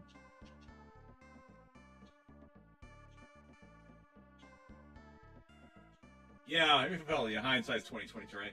But if I would have kept the game just to sell it now, yeah, I'd be like, what's a loose copy going for? Can you look up for me real quick? So, I mean, it's not gonna be that big of a difference, I would think, right? Wait, was this the? Yeah, this was the area I was just in.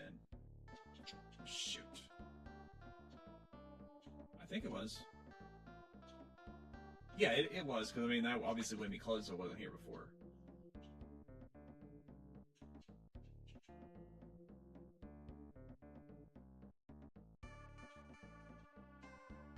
Oh, yeah, 22 years ago. Let's think, that would have been the year 2002. Yeah, that's probably about right. Matter of fact, people were probably like, $20 for a Super Nintendo game? You're out of your dang mind. I won't give you more than $5 for it. That's probably what a lot of people would have thought back then. Okay.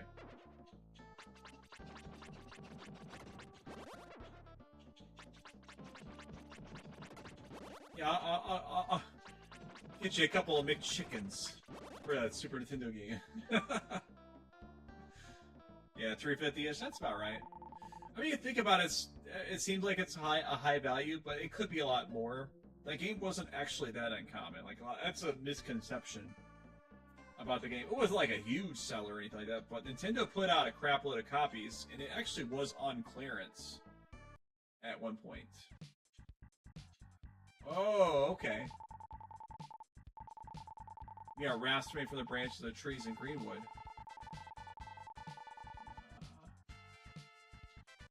Look at that SOB. What a feisty raft. This game's got a pretty weird sense of humor. I like it, though.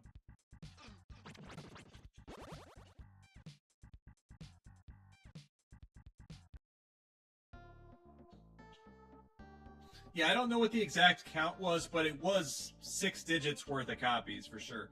And another thing is, like, the strategy guide being rare for the game is kind of weird, because literally every copy of the game came with the strategy guide. It came in a big box that held the strategy guide in the game. Maybe not like every copy, but like at least every like initial run copy of the game. Yet that strategy guide is so rare. And you know what the reason is? Let's be realistic here. Everybody thought video games were for kids back then. And for the most part, that was actually true. At least how they marketed them and whatnot. And kids didn't take care of stuff like that. They didn't take care of video games. Especially ones that were in cardboard boxes that would fall apart. That's literally why these games are so hard to find complete.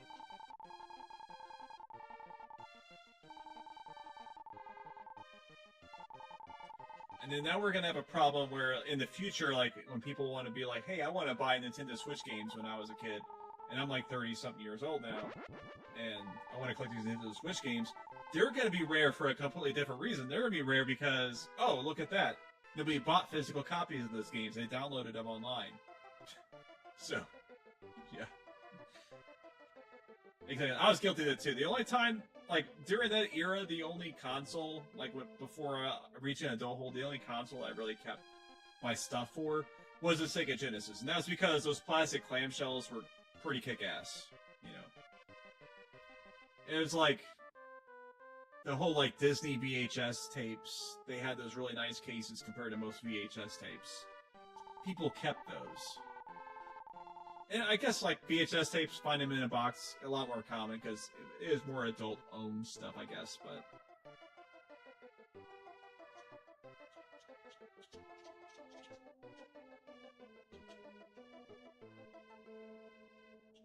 Okay. Hey, what's up, alligator? You win? Okay. How about we do the crab walk on you? Yeah, actually, that's probably like a nice little massage for you, isn't it?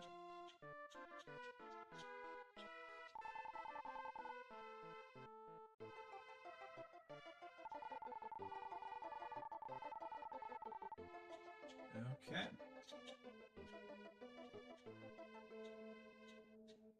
It says someone's snoring, but they couldn't tell what direction it was coming from. Means we gotta use the dream rod somewhere.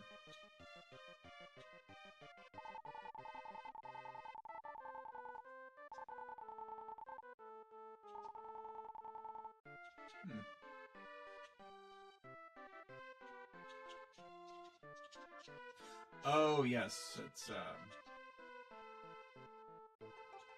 okay.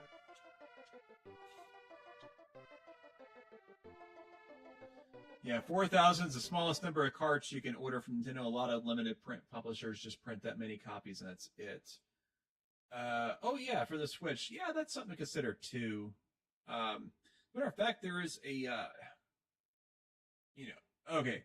So Devolver Digital is one of my favorite indie publishers, but when it comes to, like, physical copies, I don't recommend ordering from them at all. Specifically, their special reserve games. They are ridiculous. I kid you not, I ordered the PS4 copies of Hotline Miami 1 and 2 in this special little box thing or whatever. And it took nearly 2 years for them to ship those games to me. I have them now, obviously. I didn't need them because I've got them on Steam. I've got them on PS4.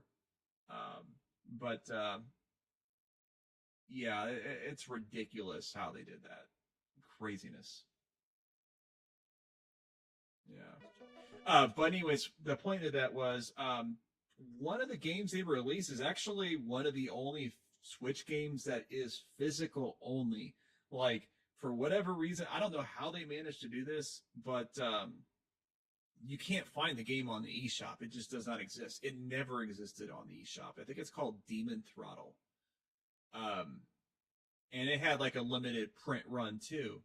I don't know what the number of copies was, but obviously it was pretty small. But there is going to be a 3-pack of games that's also going to have Gato Roboto, and I forget what the other game is.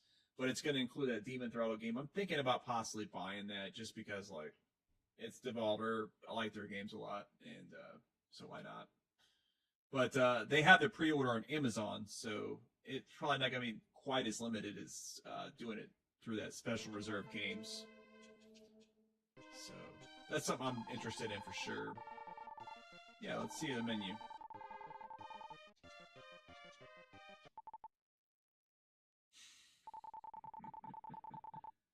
Please don't be offended. Oh boy. That dog's not all about that woke stuff. He's like, no, none of these wokies that don't want to be eaten or have a joke about being eaten. Well, you know what? You get it though, because like usually humans eat animals at the restaurant. So they're just like, yeah, we'll eat you.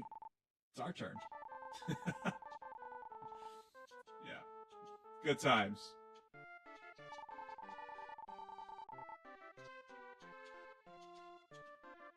Silent Robos. Oh, limited run stuff. Yeah. Oh, it's the same freaking. I gotta talk to this dog again.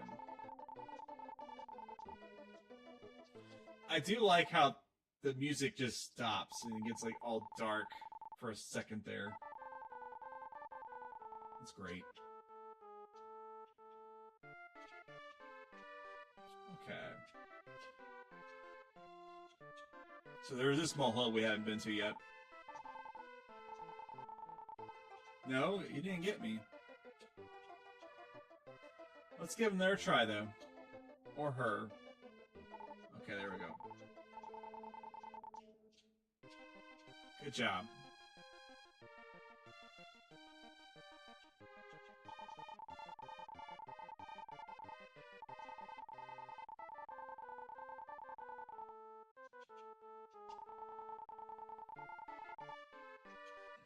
Okay. Aw, that little bastard, he got me again. Okay.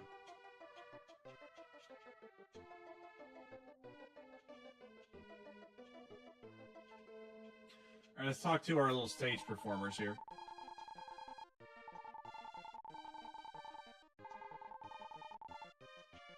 Well, there's one of your sidekicks. Oh, wait. Wait. If they're the leader, then how are they your sidekicks? You're the sidekick.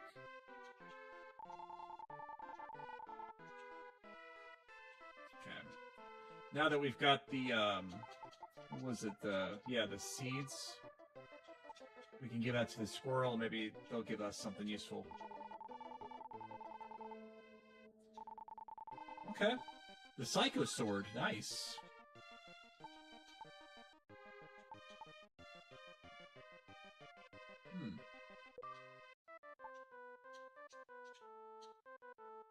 Okay. Sounds good. I think we have probably did everything we can in the village right now. I'm pretty sure.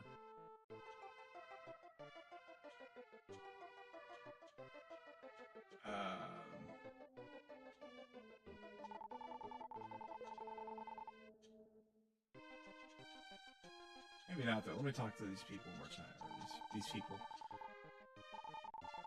These things of creature. These creatures of nature. Okay. All right.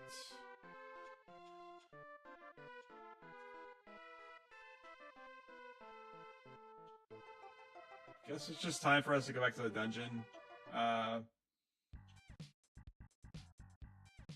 Oh, maybe I should have healed. Probably wouldn't have been a terrible idea. As a matter of fact, if we go back, also there's a checkpoint to get us a little further into the dungeon, so might as well take that. That'll save us some time.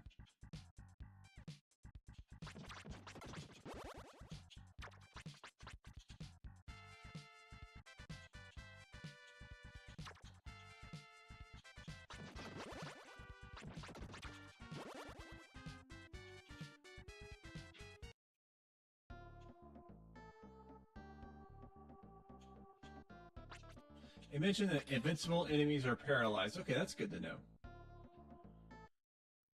So we get those little... Yeah, that's right. They need the thing. Okay, so let's look at our inventory and see if we have any such items. We don't. Okay.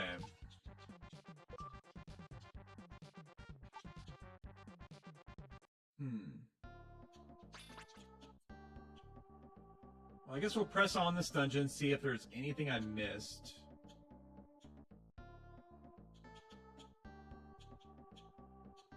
To that point, at least.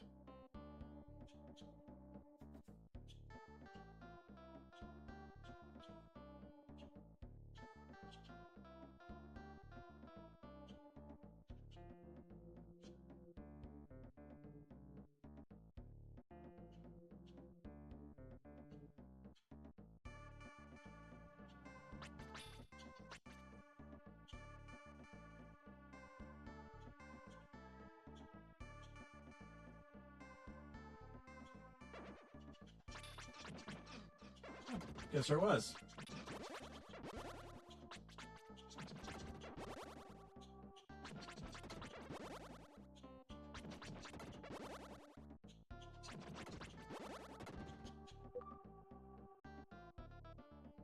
And whatever it is, I'm sure it's exactly what I needed. I probably needed this freaking bird to progress in the game. There's a bird sleeping in front. Yep. Where we got to use the dream rod thing to progress, of course.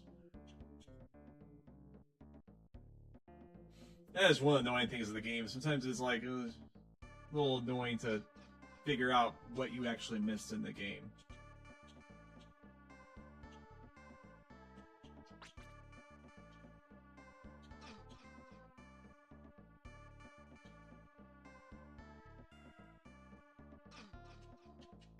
That's fine.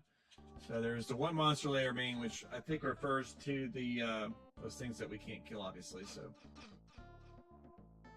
Okay, there is that checkpoint we can just take. I'm just going to run across quick. I'm sure it's exactly what we needed to do. Just free that one stupid bird. And go into it while it's sleeping. And get whatever item or thing that it has. And that'll probably be what proves that we're from the village so we can go across the raft. I am sure that's what the case is.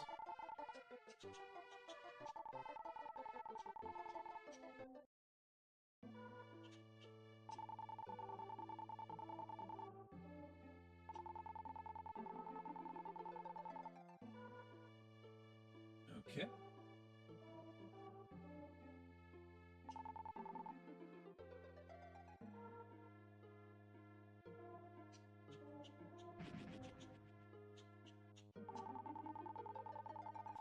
Go to the light shrine or release Guardian of the Woods. You'll find what you're looking for. Okay.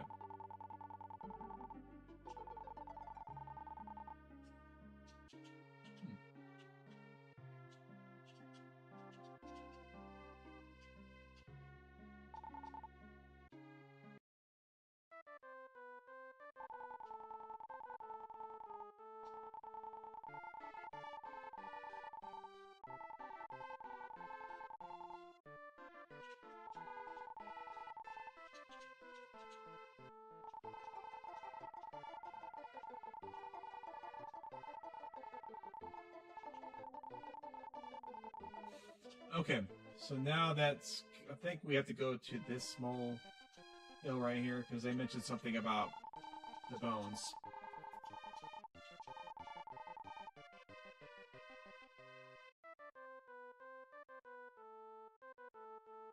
What rear you have?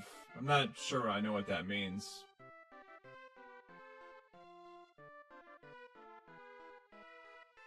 Yeah.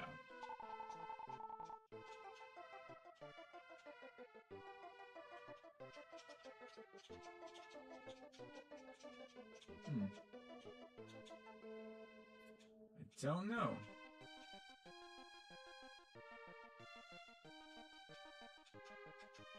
I thought it was going to be some grand revelation, but...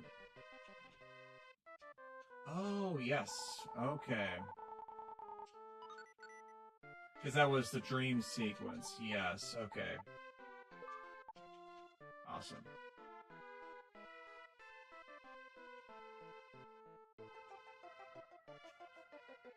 Okay, cool. Now we can go back to the dungeon.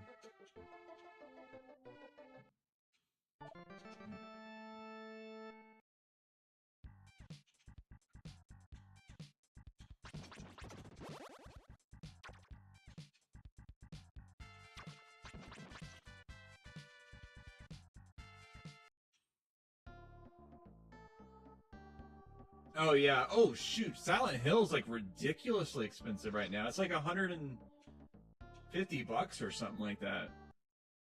That was not a uncommon game either. Okay. Yes, indeed you will.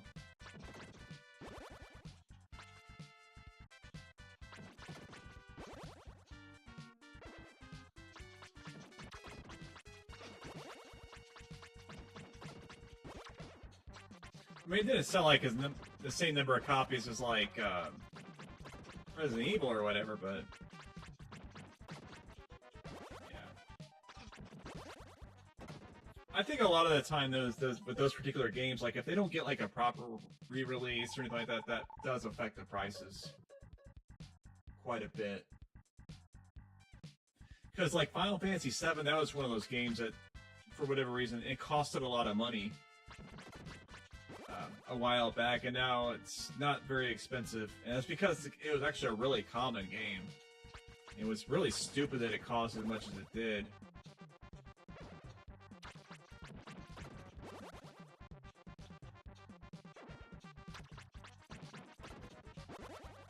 I want to say it was around the time like Advent Children came out, the movie. That's probably what spurred that huge price hike it had.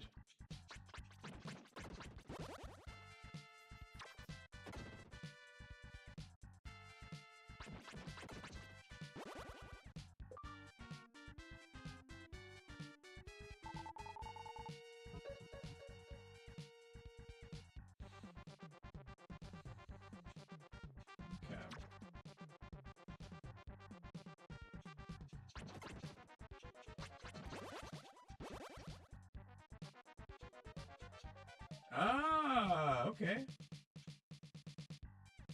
Gotcha.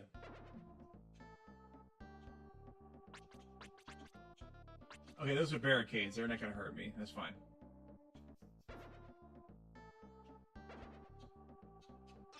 Oh, those guys will all come out at once, though. Okay. Interesting.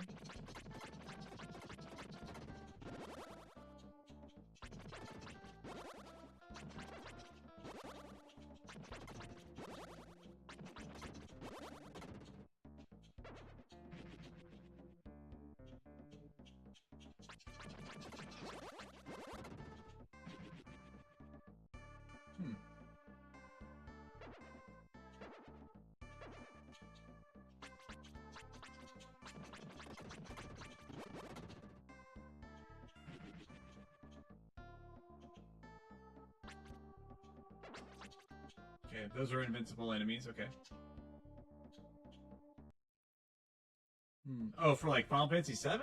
Eh, I don't know. Well, I mean, I guess some games possibly, yeah. You think about like a lot of those games that AVGN and whatnot reviewed, like those games weren't worth crap.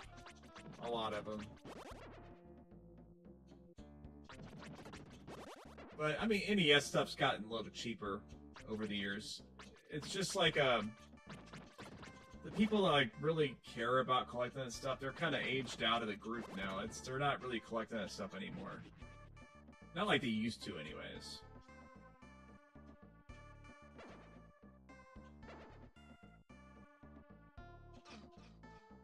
Okay, kill these fire thingies.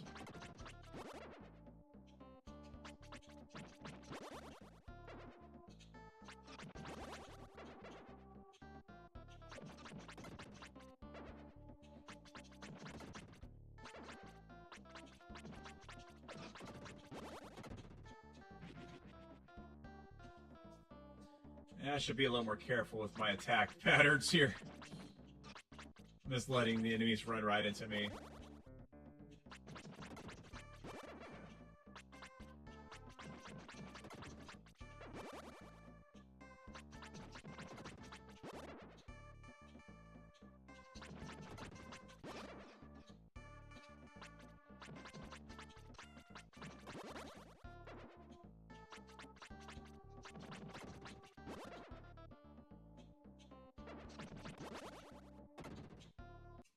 I probably should make sure I have that, yeah, those herbs equipped just in case. So I guess anything could happen, I could just immediately get myself killed, and then... I feel like the penalty is like crazy. I'll lose my gems, which is used for casting the magic spells. It's not that big of a punishment, honestly.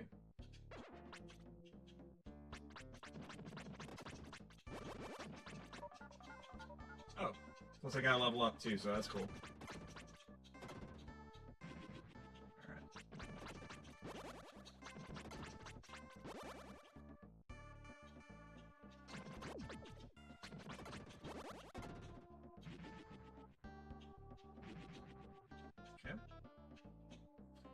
That freed up. A couple of layers left to go, though.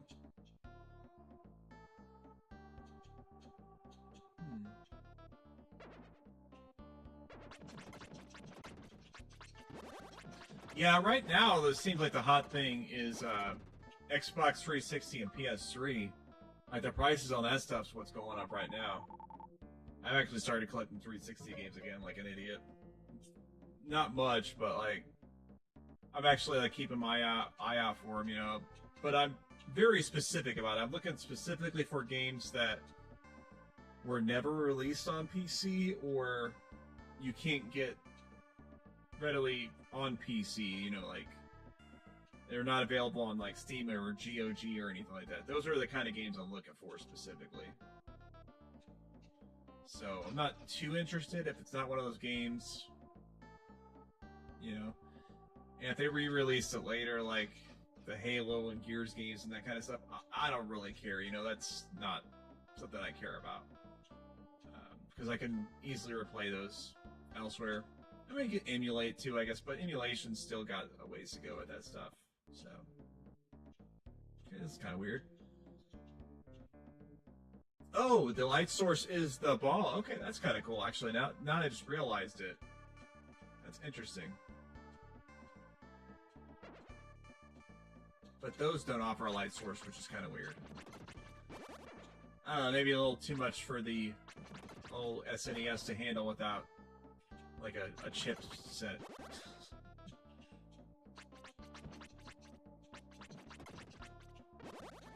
Yeah. It's mainly 360 I'm looking for because of the... I don't know, I kind of like the 360 more overall, at least in terms of the game library. Plus, a lot of those games are backwards compatible on, like, Xbox One and Series X. I got a Series X. So, like, if it's a title that is backwards compatible on that, that's one I'm definitely going to pick up for sure. You know, given the criteria. But it's not mutually exclusive. You know, I will pick up some that aren't. So I do have a Slim 360 that I bought back in 2016. This dude, he was selling it at GameStop. And for whatever stupid ass reason, the GameStop gave him more money in trade credits to piece out the controller, the accessories, and the hard drive than to just take the whole thing. Which is just mind-baffling. So obviously, he just gave him that stuff. He walked away with like an empty 360, essentially. Like, just the actual console. Didn't have anything with it. And I told him I'd give him $15 for it. You know? And I bought like a cheap 500 gigabyte like knockoff hard drive for it. I think it was like $25 on Amazon. And then I used this executor program to convert it to like an actual Microsoft hard drive. And that way I was able to play backwards compatible original Xbox games. That's the reason why I did that. Because for whatever reason, like on the 360, you can use like the third-party drives, but if it detects that it's third-party, it won't let you play those games for some reason. And then I come to find out that I forgot how bad the backwards compatibility on the 360 was with the original Xbox. But it's still cool to do that. Wait, was this? Yeah, that was the room I came from originally. Okay, cool. So we need to go down here.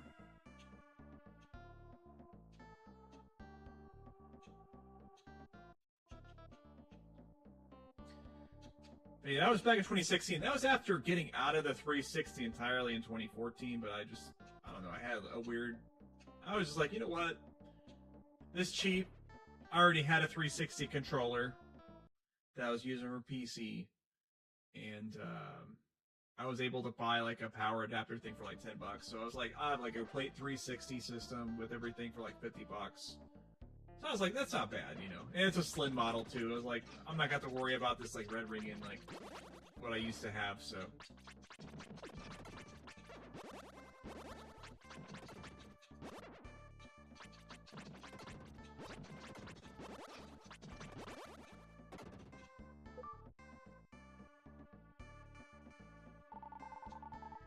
okay, I got another mole. Oh, that mole's not in the ground. Interesting.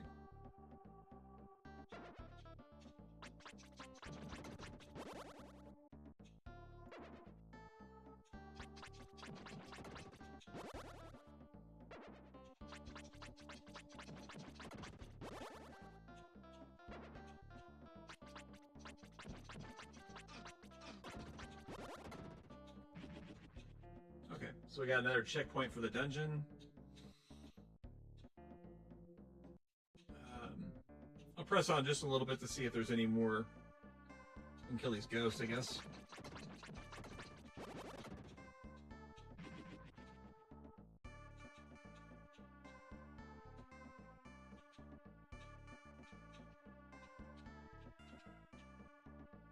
Okay, so that's just to kill the little fireball things that I can't right now. That might be going to a boss. Okay. Yeah, I have gotten rid of a lot of my original Xbox games, but I still have some. I've got like about 20 or so. Okay.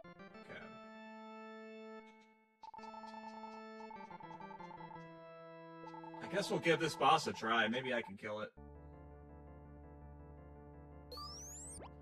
But before we do, I will go back to the village.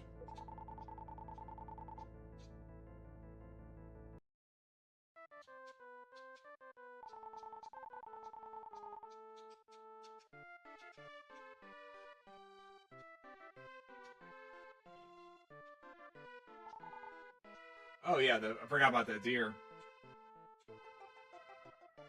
He's gonna help me get this treasure, I'm guessing.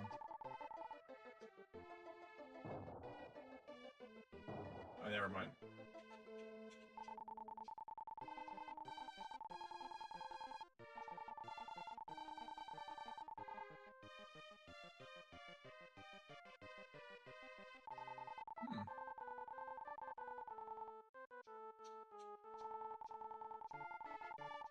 Interesting.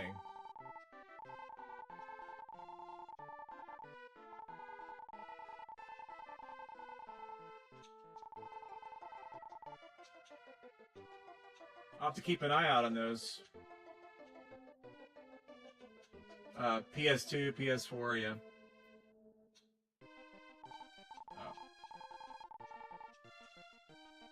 Oh, that's right. Yeah, that was what that was about. Okay. About this tree.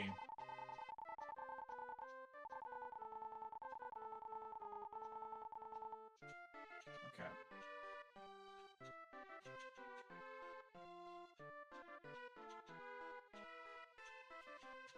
And the mole should be over here. Monmo the mole.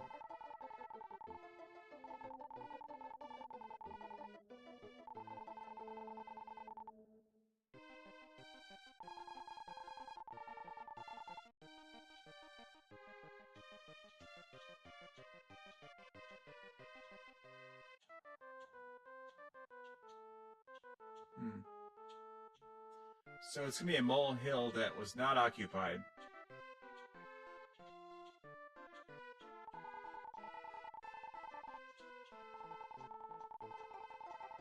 Okay, it's not that one, I guess, huh? Oh, you know what? Yeah, come over here.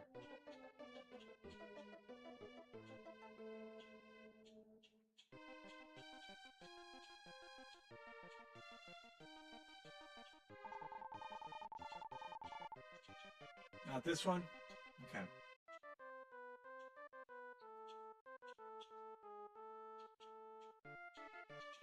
This little dude's AI is not very good.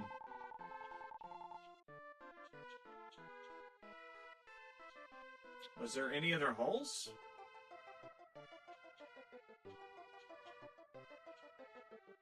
Sorry, Mama. I'm trying to figure out if there's a hole I missed somewhere.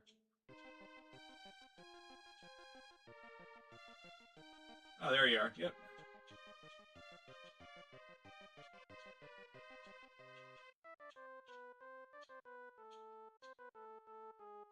Here, this will be your new home, okay? Gonna go here?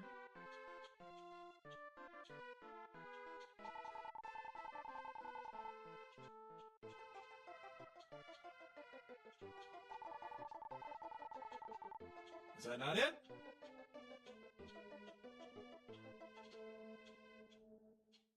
Come on, bastard.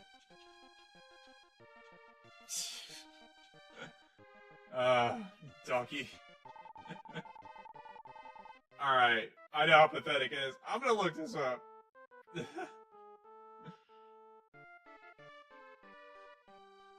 mean, it's possible this hole doesn't exist yet. I don't know.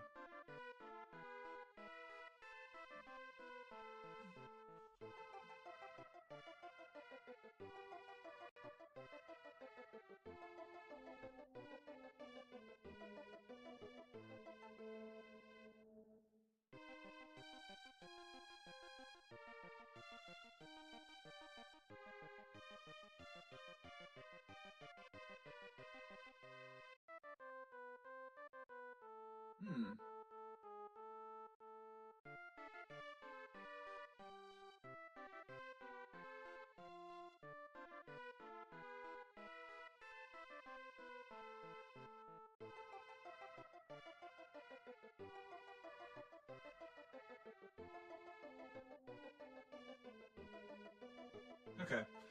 Well, it sounds like it might be something to worry about later. Let's go back to the dungeon. Fight the boss. Okay. I'll probably go ahead and save state it too, why not? Oh yeah, we got the fight. Yeah, the soul light magic. Let's equip that.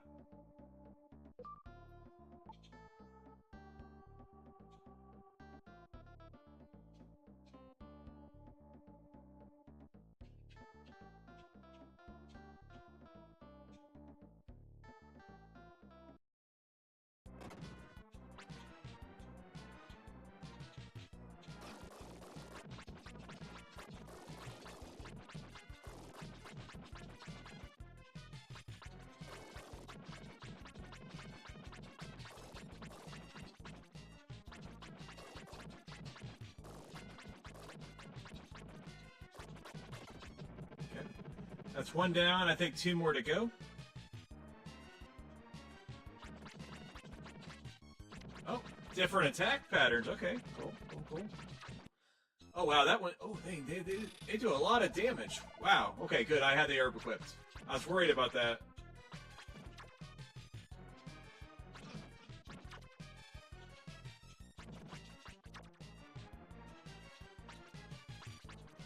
Man, this thing moves all crazy. Woo! Okay.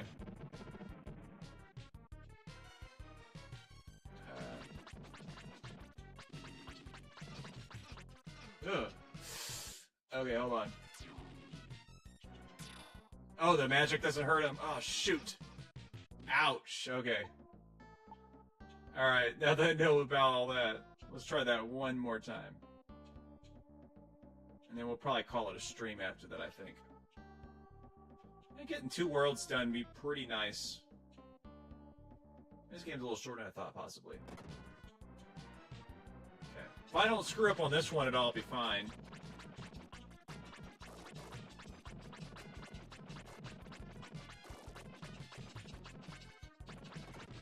Okay. That one is, like, super easy. Oh, yeah. Well, I knew, like, Twisted Metal Black, you could still play online because you literally could with the, PS4 version, if I remember right.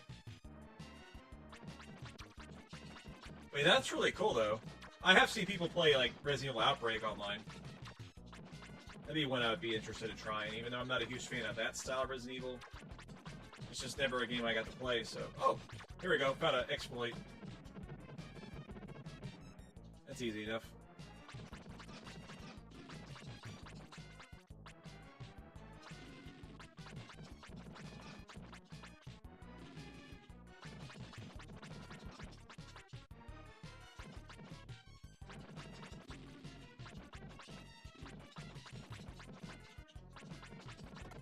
There we go. That should be it.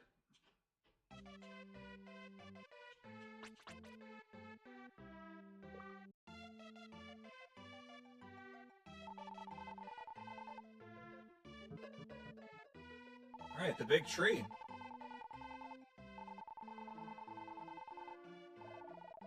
Nice. Oh, okay. Well, I thought... Okay, so I guess it wasn't the online version of Twisted Metal Black. I thought it was, but maybe it wasn't. Okay. Cool. Yeah, I guess I'll talk to the tree dude, and then we'll wrap it up. Let's see. Here it is.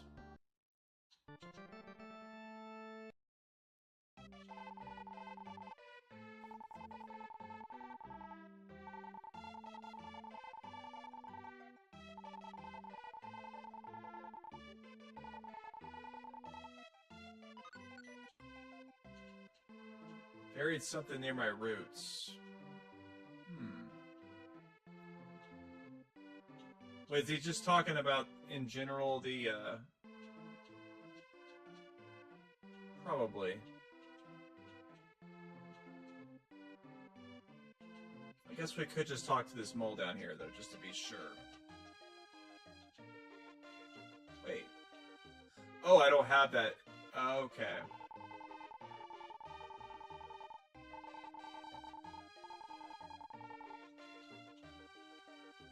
So we do need to get another molehill. And that's where that mole is. And then we can probably take my mole home at that point, so...